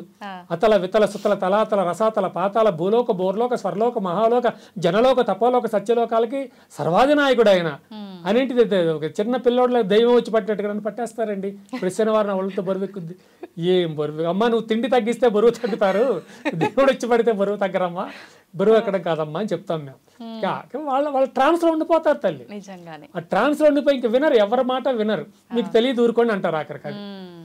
ఇప్పుడు వెంకటేశ్వర స్వామి అన్నారు కాబట్టి నాకు ఒకటి అడగాలనిపించింది. నేను నిజంగా కరెక్ట్ అడుగుతున్నానో మరి ఏంటో నాకు తెలియదు కానీ వాస్తవానికి వెంకటేశ్వర స్వామి నిజమైన ప్రదేశం అది కాదు, ఆయన ఏదో సందర్భంగా అక్కడికి వచ్చి అక్కడే ఉండిపోవాల్సి వచ్చింది, అది ఆయన స్వస్థానం కాదు అనగా నేను విన్నా. ఇది వాస్తవమా? అది ఏంటంటే యాక్చువల్గా వారు శ్రీమన్నారాయణ వెంకటేశ్వర స్వామి కారు, అది నిజమే. శ్రీమన్నారాయణుడు, శ్రీమన్నారాయణుడుగా వారు వైకుంఠంలో ఉన్నారు. ఉన్నప్పుడు లక్ష్మీదేవికి ఒక విధానంలో కోపం వచ్చింది. ఎందుకంటే ఒక ఋషి వచ్చి శ్రీమన్నారాయణ దర్శనానికి వచ్చినప్పుడు ఆయన వస్తున్నాడని స్వామికి తెలుసు. లక్ష్మీదేవిని పక్కన కూర్చోబెట్టి సరసల్లాపలాడడం మొదలు పెట్టాడు కావాలని పరీక్ష చేయడానికి. ఆయన వచ్చి నీవు దేవాది దేవుడు అని నేను దర్శించడానికి వస్తే భార్యతో నేను సరసల్లాపాల్లో మునుగుతావని కాలుతో ఒక తంతాడు స్వామిని గుండె మీద, కుడి గుండె మీద తన్నేస్తాడు. దాంతో ఎందుకంటే లక్ష్మీదేవి కోపం వస్తుంది, ఆవిడకి ఎందుకు కోపం వస్తుంది? అది నా స్థలం, నా స్థలం కదా, నా స్థలం అయినప్పుడు నువ్వు ఎట్లా తన్నాడు అని నువ్వు అతను ఎందుకు శపించలేదు, ఆయన నువ్వు ఎందుకు శిక్షించలేదు? పైగా ఆయన కాళ్ళు పట్టుకుని నొత్తుతాడా, ఈ స్వామి నన్ను తనడం వల్ల నీకన్నా ఇబ్బంది కలిగిందా, నీ కాలికి నొప్పి కలిగిందా అని కాలు సవరదీస్తూ ఉంటాడు ఆయన. ఇవిడికి మరీ మండిపోయింది, ఇవిడికి నేను నీ దగ్గర ఉండను అని చెప్పి ఆవిడ వచ్చేస్తుంది భూమి మీదకి. వచ్చేసినప్పుడు ఆవిడని వెతుక్కుంటూ స్వామివారు వస్తారు. వచ్చినప్పుడు ఏమవుతుందంటే ఇప్పుడు తిరుపతి కొండ ఉన్నాయి కదమ్మా, అక్కడ చరిత్ర జరిగింది, చరిత్ర నాట్ ద స్టోరీ, హిస్టరీ. వచ్చినప్పుడు ఎదురుగా ఆ కొండల ఎదురుగా గంగానమ్మ వారి గ్రామదేవత ఉన్నారు. నేను అక్కడికి వచ్చారు, సవినీయంగా నమస్కారం చేశారు గంగానమ్మకి. అమ్మ ఒక్కసారి ప్రత్యక్షం తల్లి నీతో మాట్లాడాలి అన్నారు. ఆవిడ ప్రత్యక్షం అయిపోయింది. స్వామి చెప్పండి ఏమి ఆజ్ఞ అన్నది. ఆజ్ఞ కాదు తల్లి, నీవే నాకు ఆజ్ఞ ఇవ్వాలి.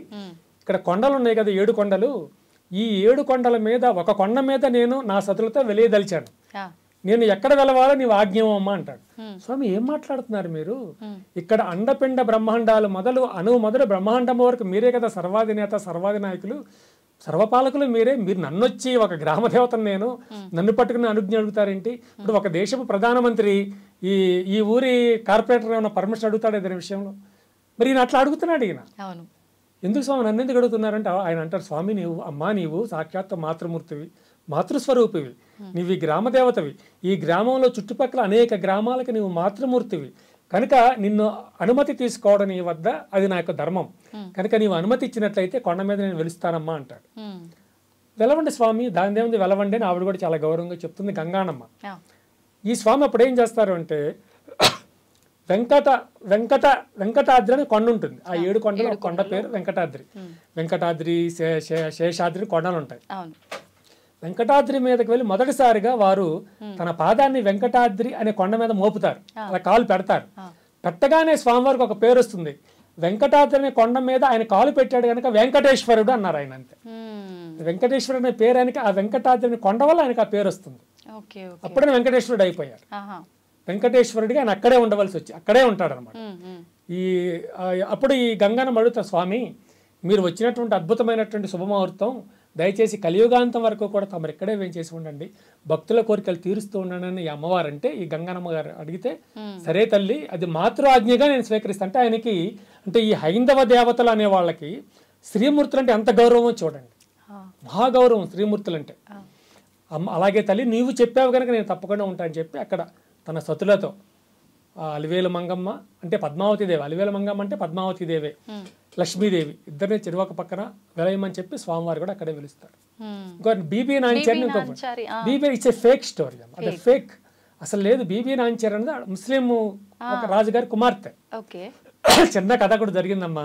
మన రామానుజాచార్యులు ఉన్నప్పుడు ఏమైందంటే, ఆయన ఈ ముస్లిం రాజులు ఏం చేసి పనిపాటు లేదు, ఎక్కడ హిందూ దేవతలు ఉన్నారు, ఎక్కడ హిందూ దేవతల ఆలయాలను వెళ్ళి కొట్టేయడమే, కొట్టేసి అందులో బొమ్మలన్నీ బంగారు విగ్రహాలే కదా మన వాళ్ళు పెట్టేది, అక్కడ విగ్రహాలన్నీ తెచ్చేసుకునేవారు. ఆయన తెచ్చిన విగ్రహాల్లో ఒక చిన్న శ్రీమన్నారాయణ విగ్రహాన్ని ఆయన కూతురు చూసింది, చిన్నపిల్ల కూతురు చూసింది, నచ్చింది బాగా. అబ్బాజాన్ అమ్మకో బహుత్ పసంద్ అని చెప్పి అది తీసేసుకుని ఆడుకోవడం మొదలుపెట్టింది. దానికి చిన్న గొడ్డలు కట్టి దానికి చిన్న అన్నం పెట్టి ఏదో తినిపిస్తున్నట్టుగా ఆడుకోవటం మొదలుపెట్టి పిల్లలు అట్లాగే ఆడుకోవటం మొదలుపెట్టింది. కొద్ది రోజుల తర్వాత ఆ బొమ్మ ఎట్లా డిసప్పియర్ అయిందో ఏదో మూల పెట్టి మర్చిపోయినట్టుంది ఆ పిల్ల. ఆ అమ్మాయి పేరు నాందిచార్, ముస్లిం నేమ్ నాందిచార్ ఆ అమ్మాయి పేరు. మా అయిన తర్వాత అంతా వెతికింది, కోట వెతికింది, లోపల అన్ని అంతర్పురాల్లో వెతికారు, బొమ్మ గురించి ఎక్కడా కనపడలేదు. ఆఖరికి రామానుజాచార్య వరకు ఆ విషయం తెలిసింది, ఇట్లా బొమ్మని వాళ్ళు వెతుకుతున్నారు, బొమ్మ కనపడలేదట. ఆయన వచ్చారు, వచ్చి సుల్తాన్జీ ఆ బొమ్మ కోసం మేము వెతుకుతున్నాం, ఆ విగ్రహం కోసం, మా హిందువులంతా అంత పవిత్రంగా చూసేది, దయచేసి ఆ విగ్రహం నాకు అనుగ్రహించండి, నేను తీసుకువెళ్ళి నేను ప్రతిష్ఠించుకుంటాను అంటే, ఆ ముస్లిం రాజు ఆ సుల్తాన్ ఏ మూడ్ లో ఉన్నాడో తెలియదు కానీ ఇచ్చేసాడు. వెతకండి రా అంటే సైనికం అంతా వెతికేశారు, మొత్తానికి అది దొరికింది. దొరికితే ఈయనకి ఇచ్చేశారు. తర్వాత తీసుకెళ్లి ప్రతిష్ఠించుకోండి అని ఇస్తే ఈ పిల్ల వెంటబడింది. ఓ మెరీ బొమ్మనే ఉంటారు ఉర్దూలో, ఏ మేరీ హై ఏ మీరే హై हमको దేవో ఏ కిలోనా అమారా హై దేవదేవ్ అంటబడిన ఆయన ఇవ్వాల, ప్రతిష్ఠించడానికి తీసుకెళ్తున్నాడు కదా. ఏడుస్తూ కూర్చుంది. ఇక వీళ్ళు బుజ్జగించి కోటలోకి తీసుకెళ్లిపోయారు అంతఃపురంలోకి అమ్మాయిని. ఈయన ఆ యొక్క విగ్రహాన్ని తీసుకొచ్చి ప్రతిష్ఠించారు. అక్కడ మరి శ్రీరంగంలోనే అక్కడ ప్రతిష్ఠించారు. అక్కడ కథ అయిపోయింది. మన వాళ్ళు ఈ పనిపాటు లేని వాళ్ళు గొళ్ళపా బయట కూర్చొని ఈ కథను పెంచి పెద్ద చేసి బీబీ నాంచర్ ఒక దేవతని పెరిగి పెద్ద అయిపోయిందని, ఈయన్ని పెళ్లి చేసుకుందని, ఇద్దరికి వివాహం అయిందని లేనిపోని క్రియేట్ చేశారు. ఇక్కడ ఒకటి ఉంది, ముస్లిమ్స్ విపరీతంగా హిందువుల మీద పడి విపరీతంగా కష్టాలు పెట్టేవాళ్ళు, బాధలు పెట్టేవాళ్ళు. అలాగే హిందువులు కూడా గ్యాంగులుగా హిందూ యువకులు కూడా ఏర్పడి ఈ ముస్లిమ్స్ని కూడా కొట్టేవాళ్ళు. వీళ్ళు వదిలేసేవాళ్ళు కాదు ముస్లిమ్స్ని, వీళ్ళు పగ తీర్చుకునేవారు. అటువంటిది ఉండకుండా ఉండాలని ఈ హిందువులు వాళ్ళ బారిన కానీ ముస్లిమ్స్ హిందువుల బారిన కానీ పడకూడదు. ఒరే ముస్లిమ్స్ ఎవరో కాదురా, మన చుట్టాలే, మన బంధువులే అవుతారు. ముస్లిమ్స్ ఎవరు వెంకటేశ్వర స్వామి వారి భార్య యొక్క బంధువులు వాళ్ళంతా, మనం అట్లా యుద్ధాలు చేయకూడదు అని చెప్పడానికి ఇది. అక్కడ అయ్యప్ప స్వామి వారికి కూడా తప్పల.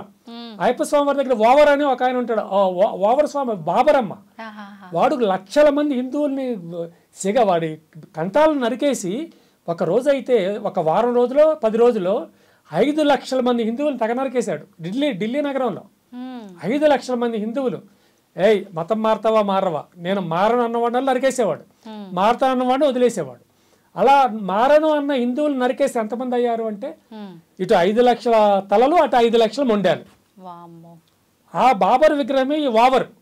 బాబర్నే ఇక్కడ ఓవర్ అంటారు, ఇది అయ్యప్ప దగ్గర శబరిమలలో అంటారు. వాడి దర్శనానికి మన వాళ్ళు వెళ్తున్నారు. ఏంటి, నీ పూర్వీకుల్ని అతి ఘోరంగా చంపినటువంటి వాడు దర్శనానికి మీరు వెళ్ళడం ఎంత ఘోరం అమ్మా అది. మేము చెప్తున్నాం, వాట్సాప్ల పరంగా కానివ్వండి, ఫేస్బుక్ల పరంగా కానివ్వండి, వాడు ఓవర్నైనా లక్షల మంది హిందువుని అతి ఘోరంగా తలలు తీసి చంపినటువంటి నీచుడు వాడి దర్శనానికి మీరు వెళ్ళడం ఏంటంటే, ఎందుకు పెట్టారట అది కూడా, అబ్బాయి ఓవర్ అనేవాడు అయ్యప్ప స్వామి ఫ్రెండ్. సో అతని ఫ్రెండ్ కనుక ముస్లిమ్స్ అందరూ మనకు ఫ్రెండ్సే. అందుకని మీరు మన ముస్లిమ్స్ మీద యుద్ధానికి వెళ్ళకూడదు, వాళ్ళు వాళ్ళతో చెప్పు. హిందువుల మీద యుద్ధానికి వాళ్ళకు, హిందువులు శాంతి స్వరూపులు, వాళ్ళంతా కూడా అహింసాయుతులు కనుక నువ్వు వాళ్ళ మీద యుద్ధానికి వెళ్ళొద్దని ముస్లిమ్స్తో చెప్పు. ముస్లింతో చెప్పడానికి నోరు రాకుండా హిందువులకు చెప్పడం ఏంటి? ఈ విధంగా చరిత్రలో చాలా జరిగాయమ్మా. కొన్ని మనకు తెలుసు, కొన్ని మనకు తెలియకుండా అట్లా చేసేసారు అంతే. ప్రతి ఆలయం వెనుక కూడా మనకు తెలిసింది కొంత అయితే తెలియదు కొంత ఉంది. అవును. అయితే వెంకటేశ్వర స్వామి గురించే మాట్లాడుకుంటున్నాం కాబట్టి ఆయన స్త్రీ వేషధారణలో ఉంటాడు అని చెప్పి మాట్లాడుకుంటూ ఉంటాం. ఎందుకని ఆయన అలా ఉంటారు?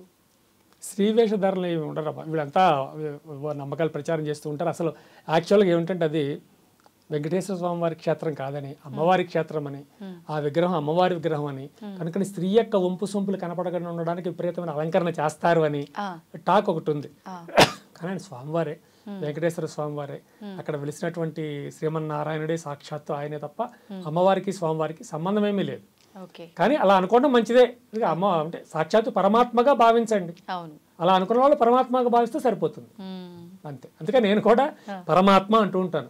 భగవంతుడిని కాకుండా, లేదా వెంకటేశ్వర స్వామి, శివుడో కృష్ణుడు అని కాకుండా పరమాత్మ అంటూ ఉంటాను. అటు ఇటు పోకుండా న్యూట్రల్, అంతే, పరమాత్మ అంతే. అంతేనమ్మా. కృష్ణుడు చెప్తాడు కదా, నేను నిరాకారిని, నేను పురుషుడిని కాదు, స్త్రీని కాదు, నపుంసకుడిని కాదు, నేను ఒక శక్తిని అంతే. ఇప్పుడు నీళ్ళు ఉన్నాయి, నీటికి మనం అది స్త్రీత్వం అంటామా, పురుషత్వం పేరు పెట్టేస్తామా? పెట్టలేం కదా. నీరు అంతే, అది నీరు. అది మనం తాగినట్లయితే మన దాహాన్ని తీరుస్తుంది, జంతువుల దాహాన్ని తీరుస్తుంది, అలాగే పొలాలకు చక్కటి నీడిస్తుంది, దైనందిన జీవితానికి కూడా ఎంతగానో నీరు ఉపకరిస్తుంది. అదొక శక్తి, అంతవరకే అంతే. సంతోషం అండి. నిజంగా చాలా మంచి మంచి విషయాలు తెలియజేశారు. నిజంగా నేను ఎప్పుడూ వినని కొన్ని కొత్త విషయాలు కూడా మీ దగ్గర నుంచి వినడం జరిగింది. ధన్యవాదాలండి. శుభం తల్లి, శుభం.